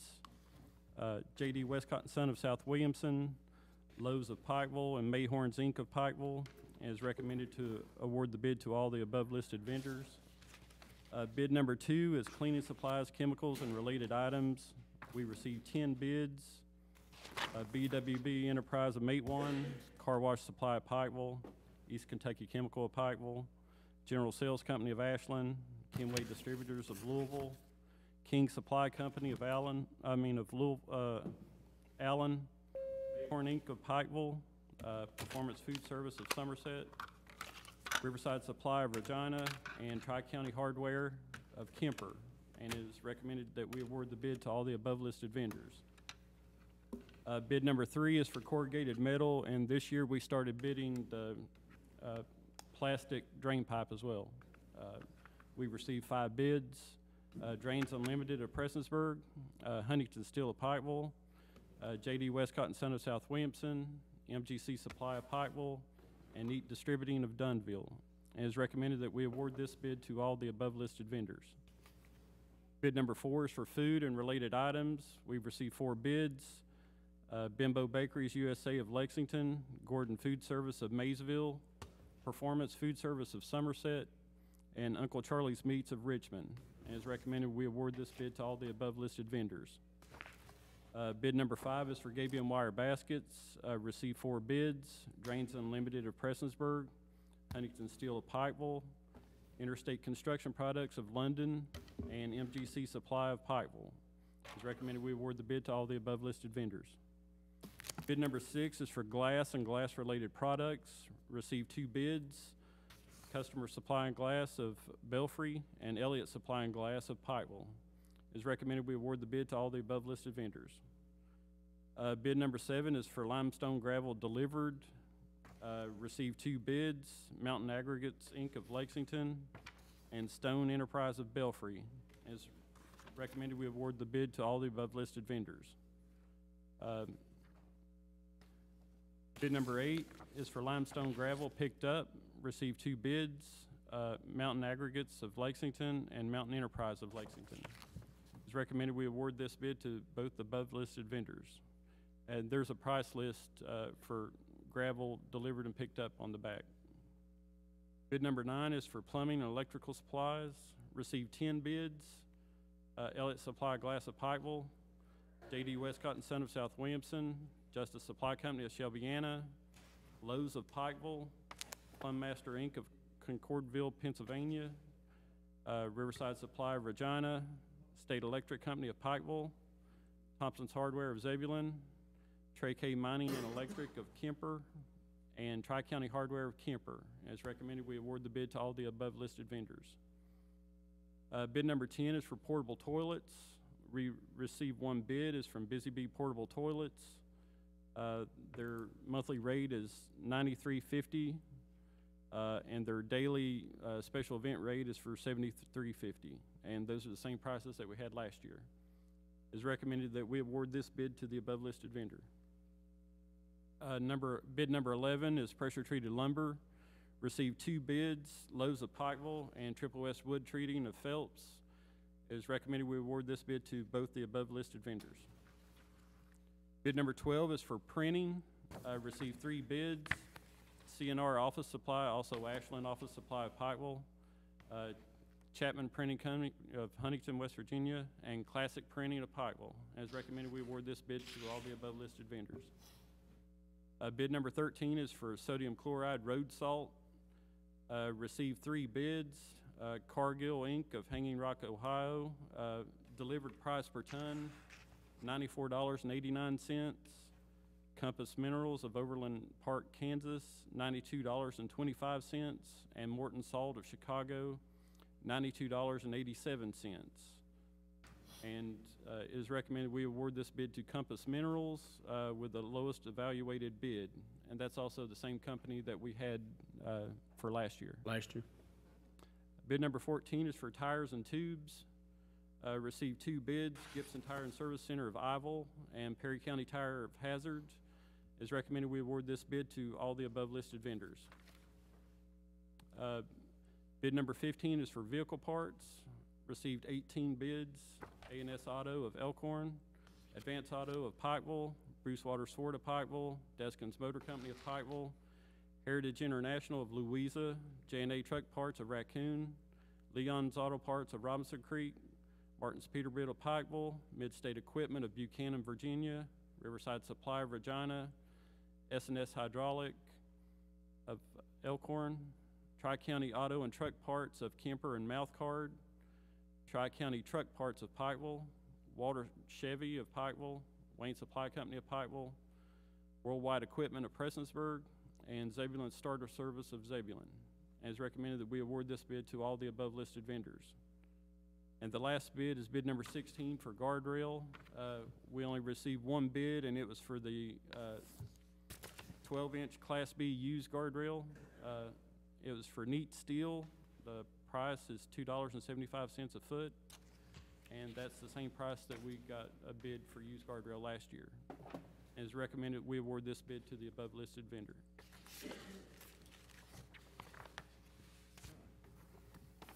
Anybody have any questions on any of the bids? We need a motion.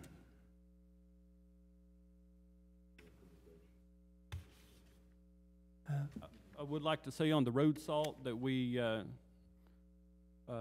estimated our tonnage last year at 2,600. We were able, when we bid it out, that we didn't guarantee an 80% minimum contract, and good thing we didn't, because we had a fairly mild winter, and we didn't, I think we only used about 55% of what our contract was estimated for.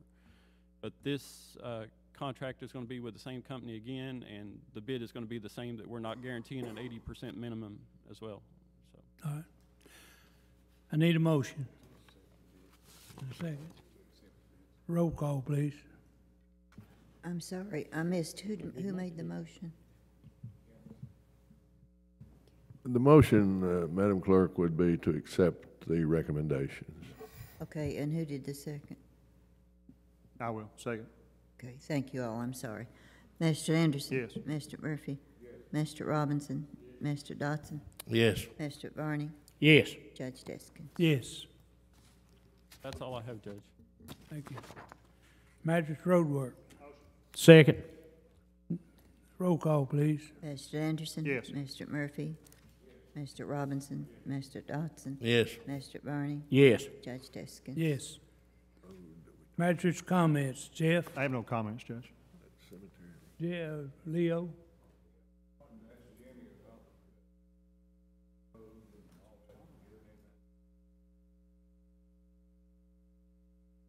We about got it completed, Mr. Murphy. Matter of fact, I worked on this morning. They wanted some information, and I'm trying to gather it up now.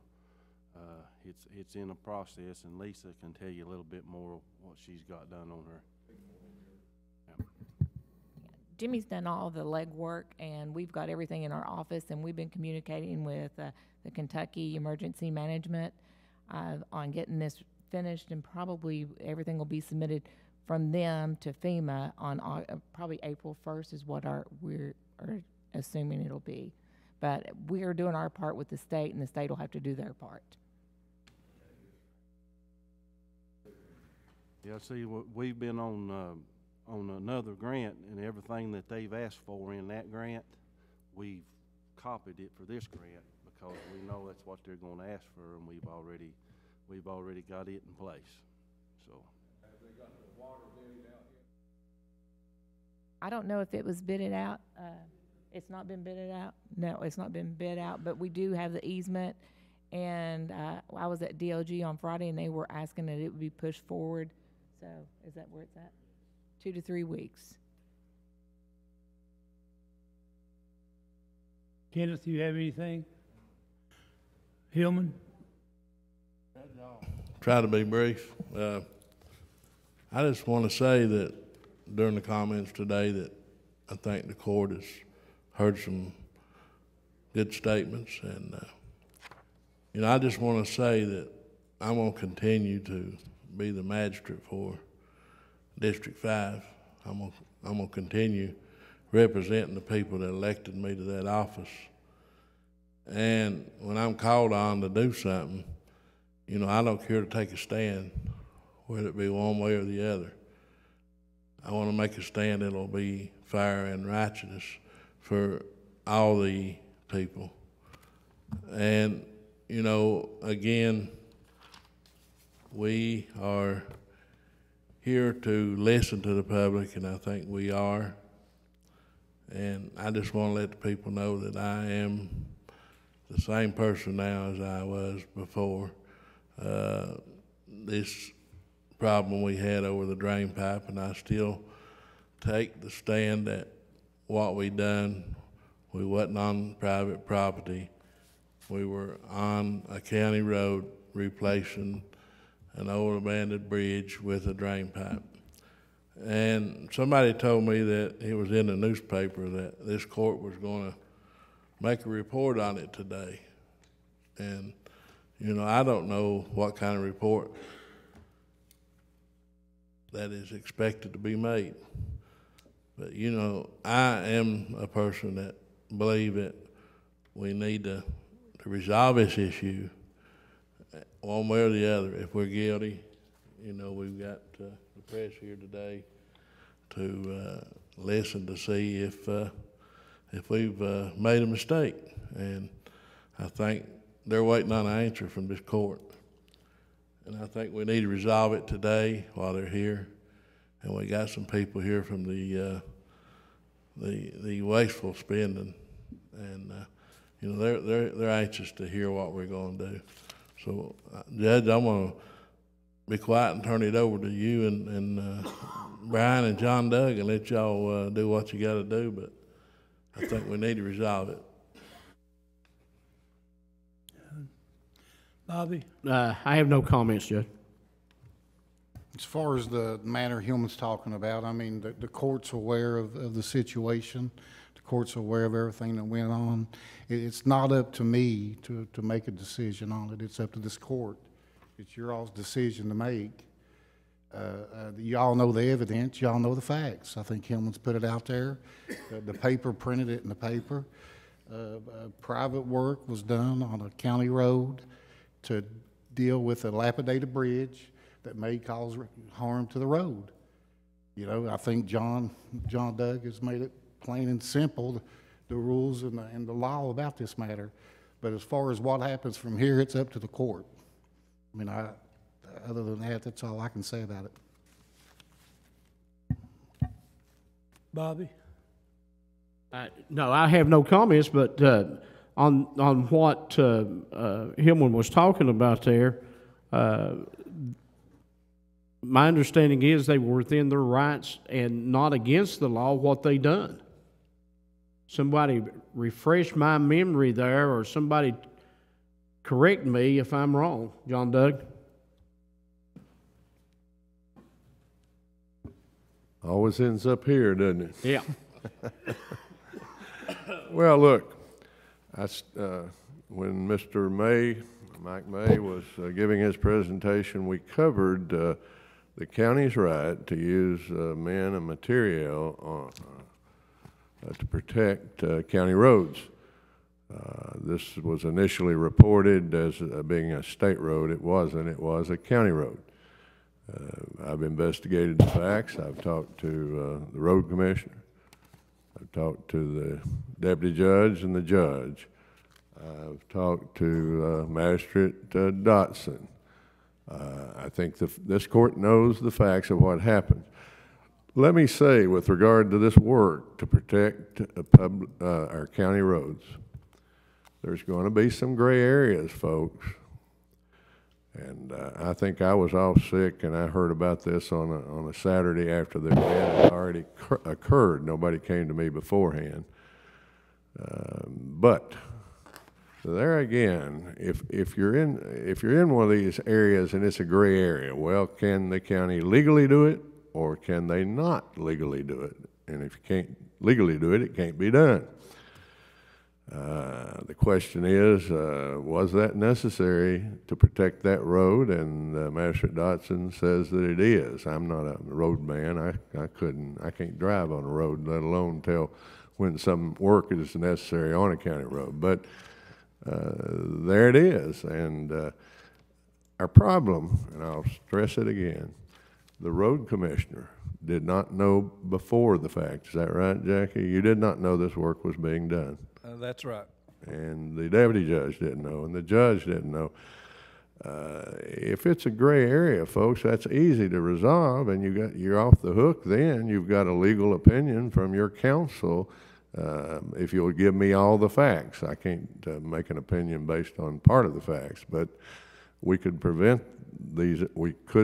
issues similar to this in the future if we would just follow that procedure, which is the procedure you're supposed to follow.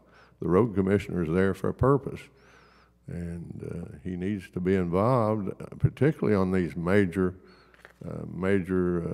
projects. You're not going to involve him on patching every little pothole and spreading a little gravel on a dirt road that's a county road, but this was a fairly significant project. So I'm like Brian Morris. I've reported to the court. I know what everybody else knows about this. The court, the issue now is, does the court want to take any action for the person, against the person involved, personnel-wise? And I would suggest that you discuss that in executive session. We've always handled that. We've got another matter we need to discuss in executive session about alleged impropriety of a county employee. And I think that, Brian, that's the only thing on our executive session agenda, and I would suggest that this court withhold any further public comments until you discuss it in executive session. John, I think you have got the nerve to address an issue, whether it be right or wrong. And you've told me time after time I'll not be telling you the thing you want to hear all the time, but I'll tell you the law. Exactly. Did you have a question there? Was that a comment or a question? Well, that's a comment. Thank you. I appreciate you, Master Dodson. I really do. I'd also like to add, John, that in the investigation, it was a county road. They was there cleaning up debris from the creek. The drain tile was purchased by the resident that owned the property. I've seen the receipt. Jackie Darrell, you saw the receipt also? Yes, I did. And I think this county, or the court, needs to go forward in the future on how we deal with an emergency situation. We got a right to protect our road and go on private property to make it safe for the citizens. But we need to come up with something in the future to clarify that, since this court discussed that. Some of my road foremen has got requests from several people. One guy wanted to put a big tank car in, says since he watched the court, we would do that. And I say no. We know if it's an emergency situation where we protect our roads and our citizens and make it a safer place and keep the cost of us down where the road could break in, that's one circumstances. But for us to just go out and somebody knows this a long time in advance, they got a problem, it's their problem. If it's a private road they go into it, they need to take care of it themselves. But we have got a right to, in an emergency situation, to alleviate the problem, to make it a safer place for the public to travel and to live in. But we can't be doing all this for everybody throughout the county. And I've got several calls since then, and I've denied. If they know about it and they got time to do it and it's no emergency, they need to take care of it. It's the way I look at it. If you got a different viewpoint, then I need to be known that. And they also have to have a permit. Yes. Jack, I thank you for your comments, and get your work boots on, because from here on out, the road foreman will be calling you, and maybe you can tell him what to do and what not to do. Because he had a question this morning, he asked me, and I told him that this court would probably talk about this today, and then we'll let him know. And, I hope you can make some good decisions, because that's what we're paying you for. True enough, that's responsibilities of getting paid a job. Yeah. And I got one more thing, Judge. Last court meeting we were here, I think Magistrate Anderson made a statement that he had brought it to you and Brian about maybe some wasteful spending or some bad spending. And, I don't know what he's talking about, but if he cares to clear up what he made the statement to the TV about, this might be something that the court don't know about. Well, Hillman, I can discuss in private some things that I've heard on some issues. Be glad to, on some personnel stuff. You wanna talk it back there? It'll be fine. But I Hold it now. If you're talking about an executive session, you cannot discuss that there, but you can go out in the hall and you too can discuss it as long as we don't have a quorum present. So it's gotta be some specific personnel. Brian, did you, Okay.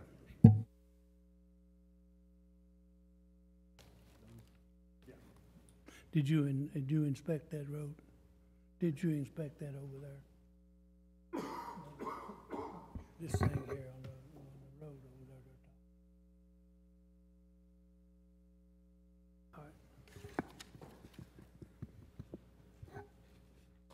there. All right. Judge, and Jeff, you know, I wasn't aware of us wasting or misspending the money. And if we are, then we need to know about it. You know, when you tell the public out there that you've been aware of it, you notified the judge and the assistant judge, I guess that's what you said. And I think, you know, we as a body need to know if there's something illegal out there going on, that we're wasting money that we shouldn't be. Well, if I can't discuss it in executive session, I'll be glad to share some things that I think involve some individuals, and we can talk about it privately. We need to go into executive session. Bobby, do what? Yeah. While you're studying, if I may say, I've asked opinion from the Attorney General about conduct, guys that face around, I think it is addressing what you're talking about. I didn't see the paper, Mr. May.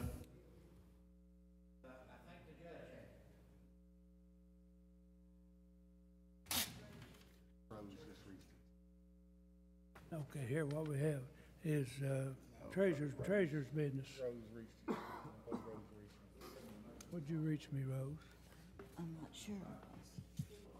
Judge, we'll get that and look at it. I've seen the Attorney General's opinions he's talking about, so there's nothing new there. Just what I've said over and over and over again.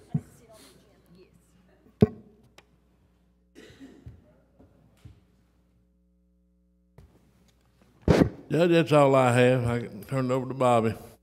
Did you get Hillman's time sheet? Mr. Kaiser, there's a lot of activity going down at the flood wall down there in South Wimpson. Where are we there on that? The building, they did cut it off, didn't they? I've not been over there, Bobby, to see, but that was the agreement. Yeah, I think so, but there's a lot of activity going on there. You might need to go down there and... I'll go over and check on it. Okay, I was thank over the other day, Bobby. He's actually took the back portion of that building off, hasn't he? Yeah, but... On the building, Bobby? Yeah, I think it's cut off, but I think back down this way toward our park, there's a lot of stuff going on. 10-4.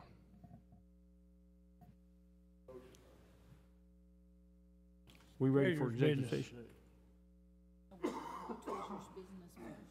Authorize any necessary transfers and interfund transfers to pay the bills, payroll, health, life, dental, and HRA account. Motion. Roll call, please. Mr. Anderson? Yes. Mr. Murphy? Yes. Mr. Robinson? Mr. Dodson? Yes. Mr. Barney? Yes. Judge Deskin? Yes. Authorize payment of the expenditure approval list dated March 14th, 2016, and any other utility and telephone bills received before the checks are run next week. Since this is an early court meeting, we're going to hold off till next week to get some more of the power and telephone bills in. Second. Roll call, please. Mr. Anderson? Yes. Mr. Murphy? Mr. Robinson? Mr. Dodson? Yes. Mr. Barney? Yes. Judge Deskin? Yes. Acknowledge receipt of the sheriff's and the clerk's 2550 reports for February 2016. I'd like to commend the sheriff on bringing down the amount that he was a deficit on his budget. He's cut it down to a third of what it had been. Great. You have a motion second. Roll call, please. Mr. Anderson? Yes. Mr. Murphy? Mr. Robinson? Mr. Dodson? Yes. Mr. Barney? Yes. Judge Deskin? Yes. I'd like to get the authorization for the judge to sign a renewal form for an accident policy for the volunteers at the animal shelter. Last year, we said there were 7 volunteers for $240, so I need to get an updated amount of how many volunteers we have and continue this policy July 1, 2016 to June 30th, 2017. Second. Roll call, please. Mr. Anderson. Yes. Mr. Murphy. Mr. Robinson. Mr. Dodson. Yes. Mr. Barney. Yes. Judge Deskin. Yes. And I have a couple of extra bills. Need to get the Southeast Kentucky Chamber of Commerce membership investment of $799 paid for, and $6,500 to the Kentucky State Treasurer for a flatbed truck at surplus for replacement of the tire truck that got stolen. Is this the only one I need, or do you have some? That's what I thought. There were 2 of them. That's what Jeff had told me yesterday. What I got is, they got a 350 Ford down there. A 350 Ford for $6,500 also? Our van is, the rusted out on the gearbox right there, and it can't be repaired. It's 4-wheel drive. And, we got 2 down right now. We got to replace one. Like I said, we can't get in. We usually pull a trailer all year round, when we got the park crew back. We need something to pull it with. So we need to authorize a check for $13,000 to Kentucky State Treasurer from surplus for 2 vehicles, one for the maintenance garage and one for public works. John, does that coming out of the money that the auction was? Yes. Well, the one for the maintenance garage will be insurance money whenever we get it. Yeah. Get reimbursed for it. So we're not buying any vehicles, we're just using Just the one for that's an insurance claim that we're gonna use, maintenance garage. maintenance garage. And then the other one's coming out of the surplus Correct. of the auction. Correct. I just wanna make that known. Yes. Motion. Roll call, please. Mr. Anderson. Yes. Mr. Murphy. Mr. Robinson. Mr. Dodson. Yes. Mr. Barney. Yes. Judge Deskin. Yes. Also want authorization for CAECO on our lease package to pay municipal equipment for 5 Packers, is it? And 2 mini Packers that have arrived. So there should be some new vehicles out on the road. The 5 Packers are $986,507.60. 2 mini Packers are $153,383.26. Now, where we at as far as finishing and all that, Bob? How many? We've received all the trucks that are in, and the last 2 that came in went out on the road this morning. So they're all here. They're all here. Authorization for CAECO to pay municipal equipment. Need a motion. Motion. Roll call, please. Mr. Anderson. Yes. Mr. Murphy. Mr. Robinson. Mr. Dodson. Yes. Mr. Barney. Yes. Judge Deskin. Yes. I have no further business, Judge. John, I need the sheriff's $25.50 in your stuff. Okay. Are you done? Yes, sir. Okay. Bobby, we need to go into executive session. Yes, sir. I'd like to make a motion that we go into executive session in accordance with KRS 61.810, paragraph C, possible litigation, paragraph F, Pacific personnel. Need a motion. Motion. Second. Roll call, please. Mr. Anderson. Yes. Mr. Murphy. Mr. Robinson. Mr. Dodson. Yes. Mr. Barney. Yes. Judge Deskin. Yes. For the fiscal year. We'll be in recess. Court come to order. Brian, do you have any comments? There's no recommendations at this time. All right. We'll have the commissioners and directors' comments. I'd like to make one comment for the public, for the purpose of the public and the newspaper.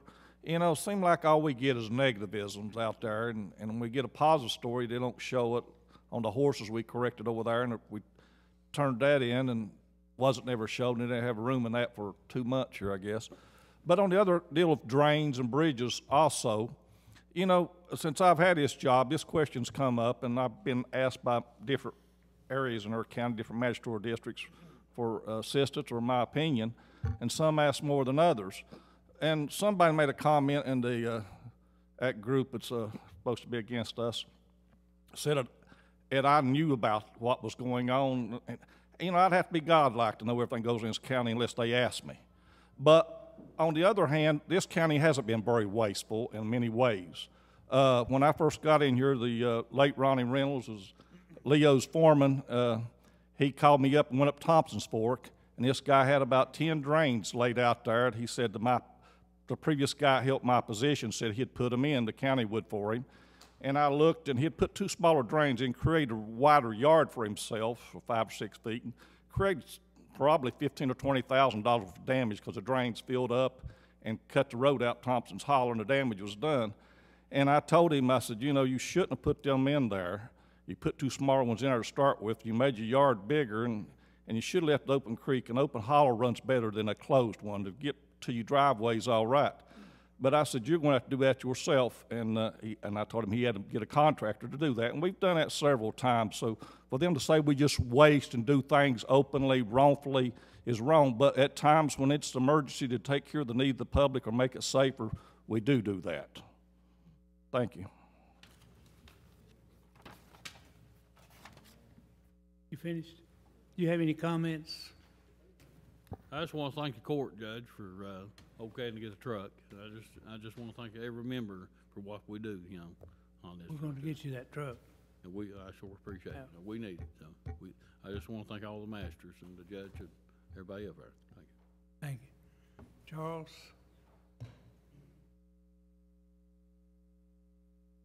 I just want to give a quick update on Doug. He had surgery last week. He went home the next day, and he's doing his therapy and exercises. His doctor's slip said he's supposed to be reevaluated on the 25th, I believe. And then once that happens, then he'll determine if he can come back by the end of March or not. But everything's going good. Oh, good. Judge, I'd just like to say, you know, all of our new equipment has arrived. All the trucks are in. So we got 6 new Packers, 6 new mini Packers. And of course, you know, we had the boom truck earlier that we got in. And those last 2 was put out on the road this morning.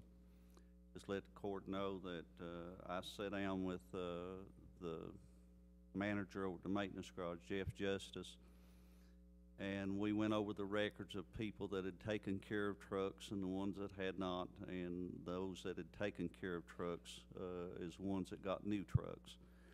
And we sat down and talked with each one of them and what we expected of them and how for them to take care of them. And to give you an example, what we're looking at, so we had a Mack truck that was a 06 model. We had a Volvo that was a 99 model. And Jeff showed him the records for that. He did like $5,000 spending as much on the 06 as he did the 99 Volvo.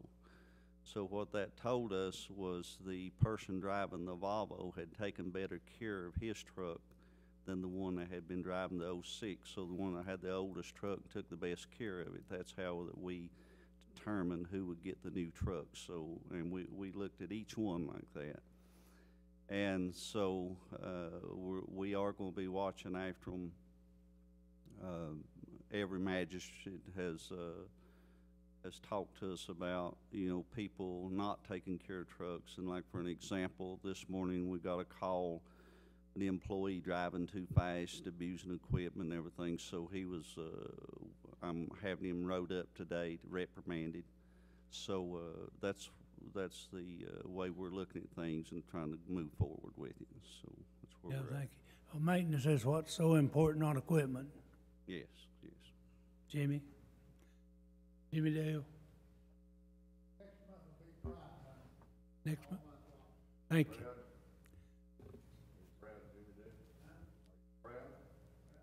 Yeah. Frankie, do you have any comments? I have a whole list, so. All right. First of all, I want to address the court. A couple things have been brought to my attention, and the things I think we need to address, this is the reason I'm addressing it today, is so that the magistrates and the judge and I can make comments.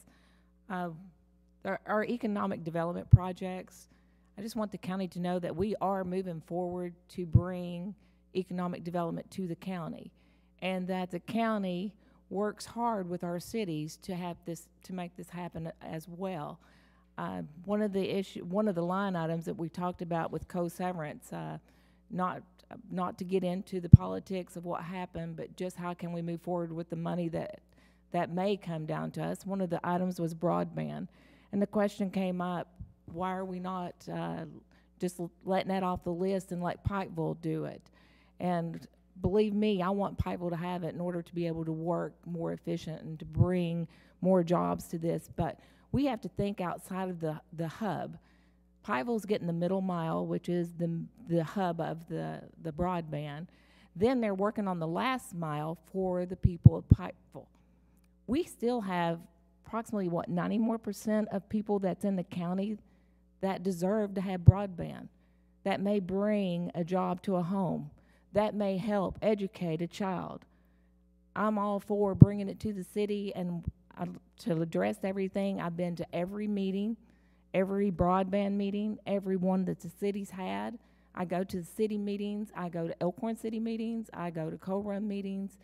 We have helped assist Elkhorn City in writing the grant for their sidewalk projects, which is one of the line items that they're requesting to do the match. We've helped co-run write grants.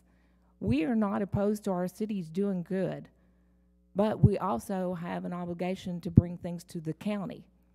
The economic development, the Marion's branch, at the time was something that we really needed, but now it's time to think outside of Marion's branch.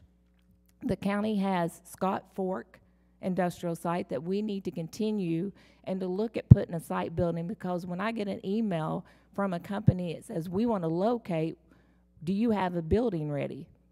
The thing that I have to say is no, but if you give us about a year, we may have water to it. So we have Scott's Fork that we need to address. We have the top of Ford Mountain that we're looking at now that we've asked for a line item that would get water to that. So that may be another site that we can have prepared so when something does come, I mean, the big question is, can we bring jobs to this county? Can we keep people from leaving our county? And I say, yes, we can, but we're going to have the help of our legislators, and we're going to have to venture out. It's great to work in the city, but not everybody can drive to the city every day for a minimum wage job or to work in a restaurant, because there is wear and tear, and you got family needs, and you got daycare. And so today I'm addressing the court, and that way if you have anything to say as far as any of our economic development items that we have, broadband being one, we're asking for a study. In order to do the last mile, we've got a board not in place yet, because we are diligently picking those people that we know will do the right thing for broadband for our county. And with this money that we've asked for, we would do the same study that Pikeville's doing. However, theirs is just for Pikeville and co-run. What we're asking is, our needs out in the county are much different from what the city needs. And we need help and we need direction, and this money would go for that. So we got the broadband. The other items were the third floor of the annex building. We have property sitting there vacant. We need to fix it up so we can actually show it. We need to be able to promote it, and we can't do that if it's not feasible. We just put through a West Care received a grant. All they needed was a classroom. We've taken recaptured money, and we have done the interior work to where now we have employed, West Care has employed one full-time and one part-time, and all it took was paint to fix up a room. So we are moving forward trying to bring jobs to the county, but we do need our help of our legislators, and we need help of the county people to come together to say, yes, we're moving forward. We embrace what the cities are doing, but we're going to have to venture out. And we do not want to leave broadband out of Belfry. There's as many businesses in Belfry as in Elkhorn City. So we're working together with them. Scotts Fork, working on that. Ford Mountain, working on that. So we do have projects going on. The last thing that I want to talk about is our adventure tourism. We can say today that Pike County has the first official ATV trail in Feds Creek. It's actually in our road system. We're working at putting picnic tables, thanks to our public works, thanks to our mapping guys and our sign guys. It's going to be signs put out. It's actually going to be rolling out a big marketing campaign. So we will be able to bring in tourism. I actually run the Facebook page on our trails. Some of the people are saying that the county wants to take over and shut it down, and you do feel all kinds of negative comment, and we're trying to stay away from negative comments, and it's hard not to retaliate, to say something, but this could be the start, which we hope it will be, of bringing in tourism dollars into the county. Somebody from out of our county, somebody from out of state, coming in and spending money to ride our trail. And we want it to be the best trail, and it will be the best trail with the volunteers that I have. Hillman with the magistrates. I've got Leo and Kenneth, money was actually designated for your area. The Fish Trap Recreational Club has been great to work with because we finally have property that we can use as the ATV trail. So I do appreciate that, and that is a great start on getting this kicked off. Our tourism department is working with me on the marketing part of that. And the other things besides the ATV trail that we do have now, ribbon cutting will be in May that we're hoping.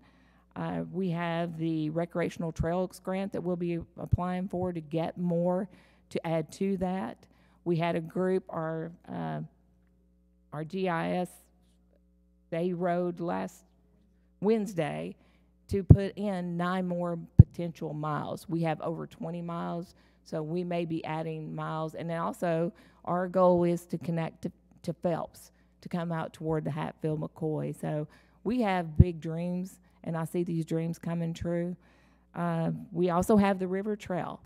There is a line item in one of the legislators' budgets to actually give us money for the River Trail.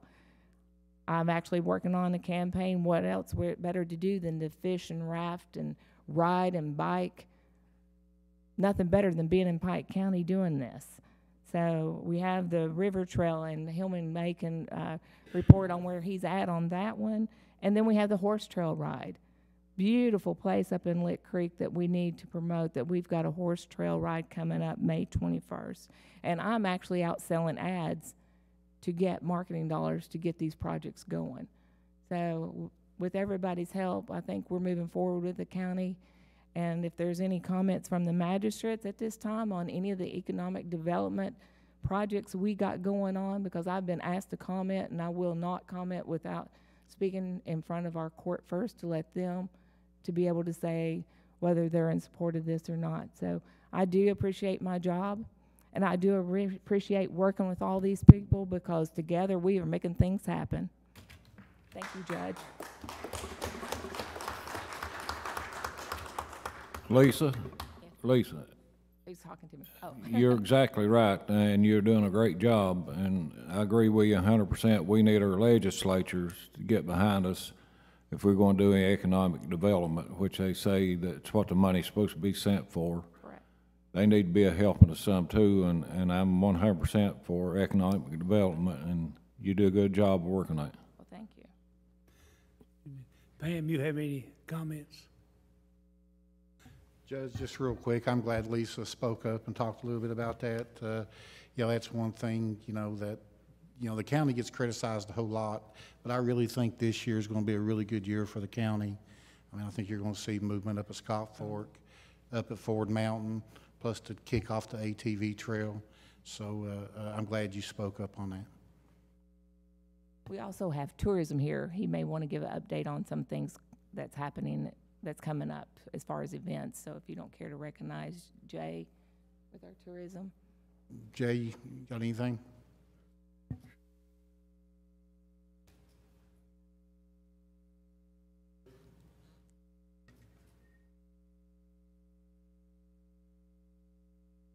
Thank you, Judge. Thank you, everybody.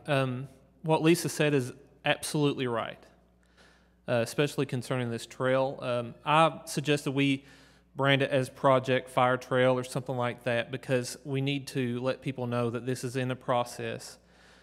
Usually you'll see two different kinds of people. Some people get behind things, and when you get behind things, they grow. Some people are naysayers. Maybe they're bitter because of some sort of things that hardships are going through, and they want to destroy those initiatives. But what she says is true. If we get behind this trail, it will grow. There is a need for it. When we go to these outdoor shows, me and Tony go to these to promote Pike County as outdoor destination. They say, don't you have an ATV trail there? Years before, we'd be like, well, you know, we worked on it. That doesn't bring people in. But when we say, yes, we have a trail, it's Project Trail, it's growing, it's something you need to check out, give us feedback. When you make people feel like, it's something that is something you can get behind, then it will grow. Then we'll be successful. So I would ask our community to get behind this trail. As you know, we have Hillbilly Days coming up, so we're going to have a lot of hillbillies in the city here.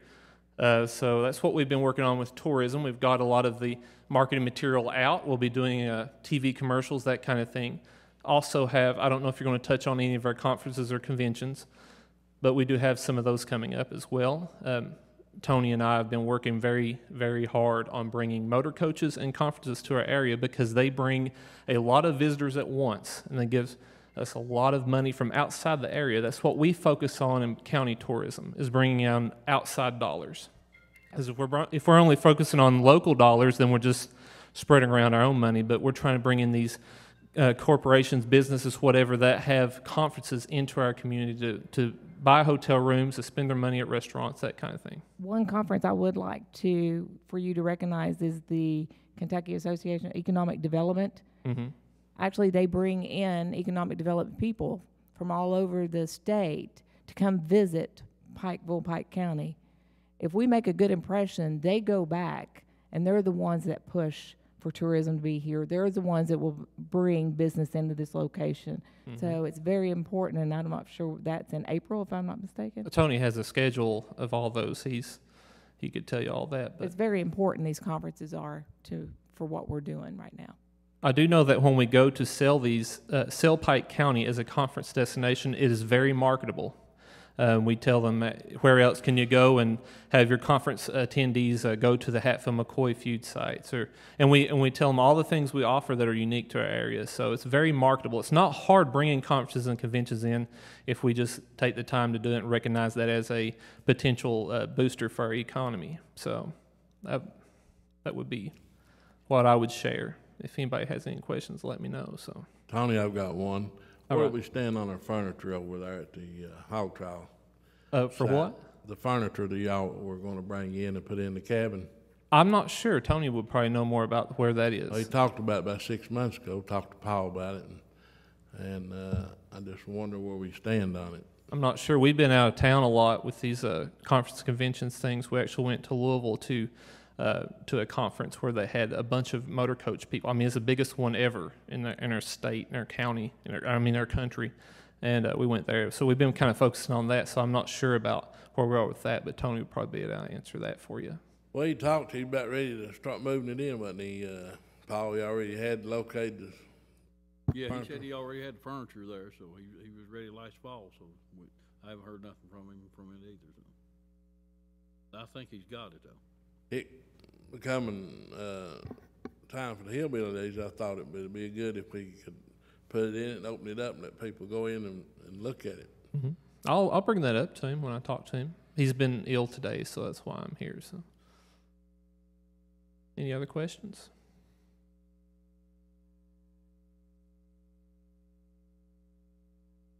All right. Well, thank you. John Doug, I've talked enough today, Judge. No report. no report? All right, I have no reports, no more talking. I need a motion for adjournment. Motion. Roll call, please. Master Anderson, Master Murphy, Master Robinson, Dotson, Master Barney. Yes. Judge Deskins. Yes.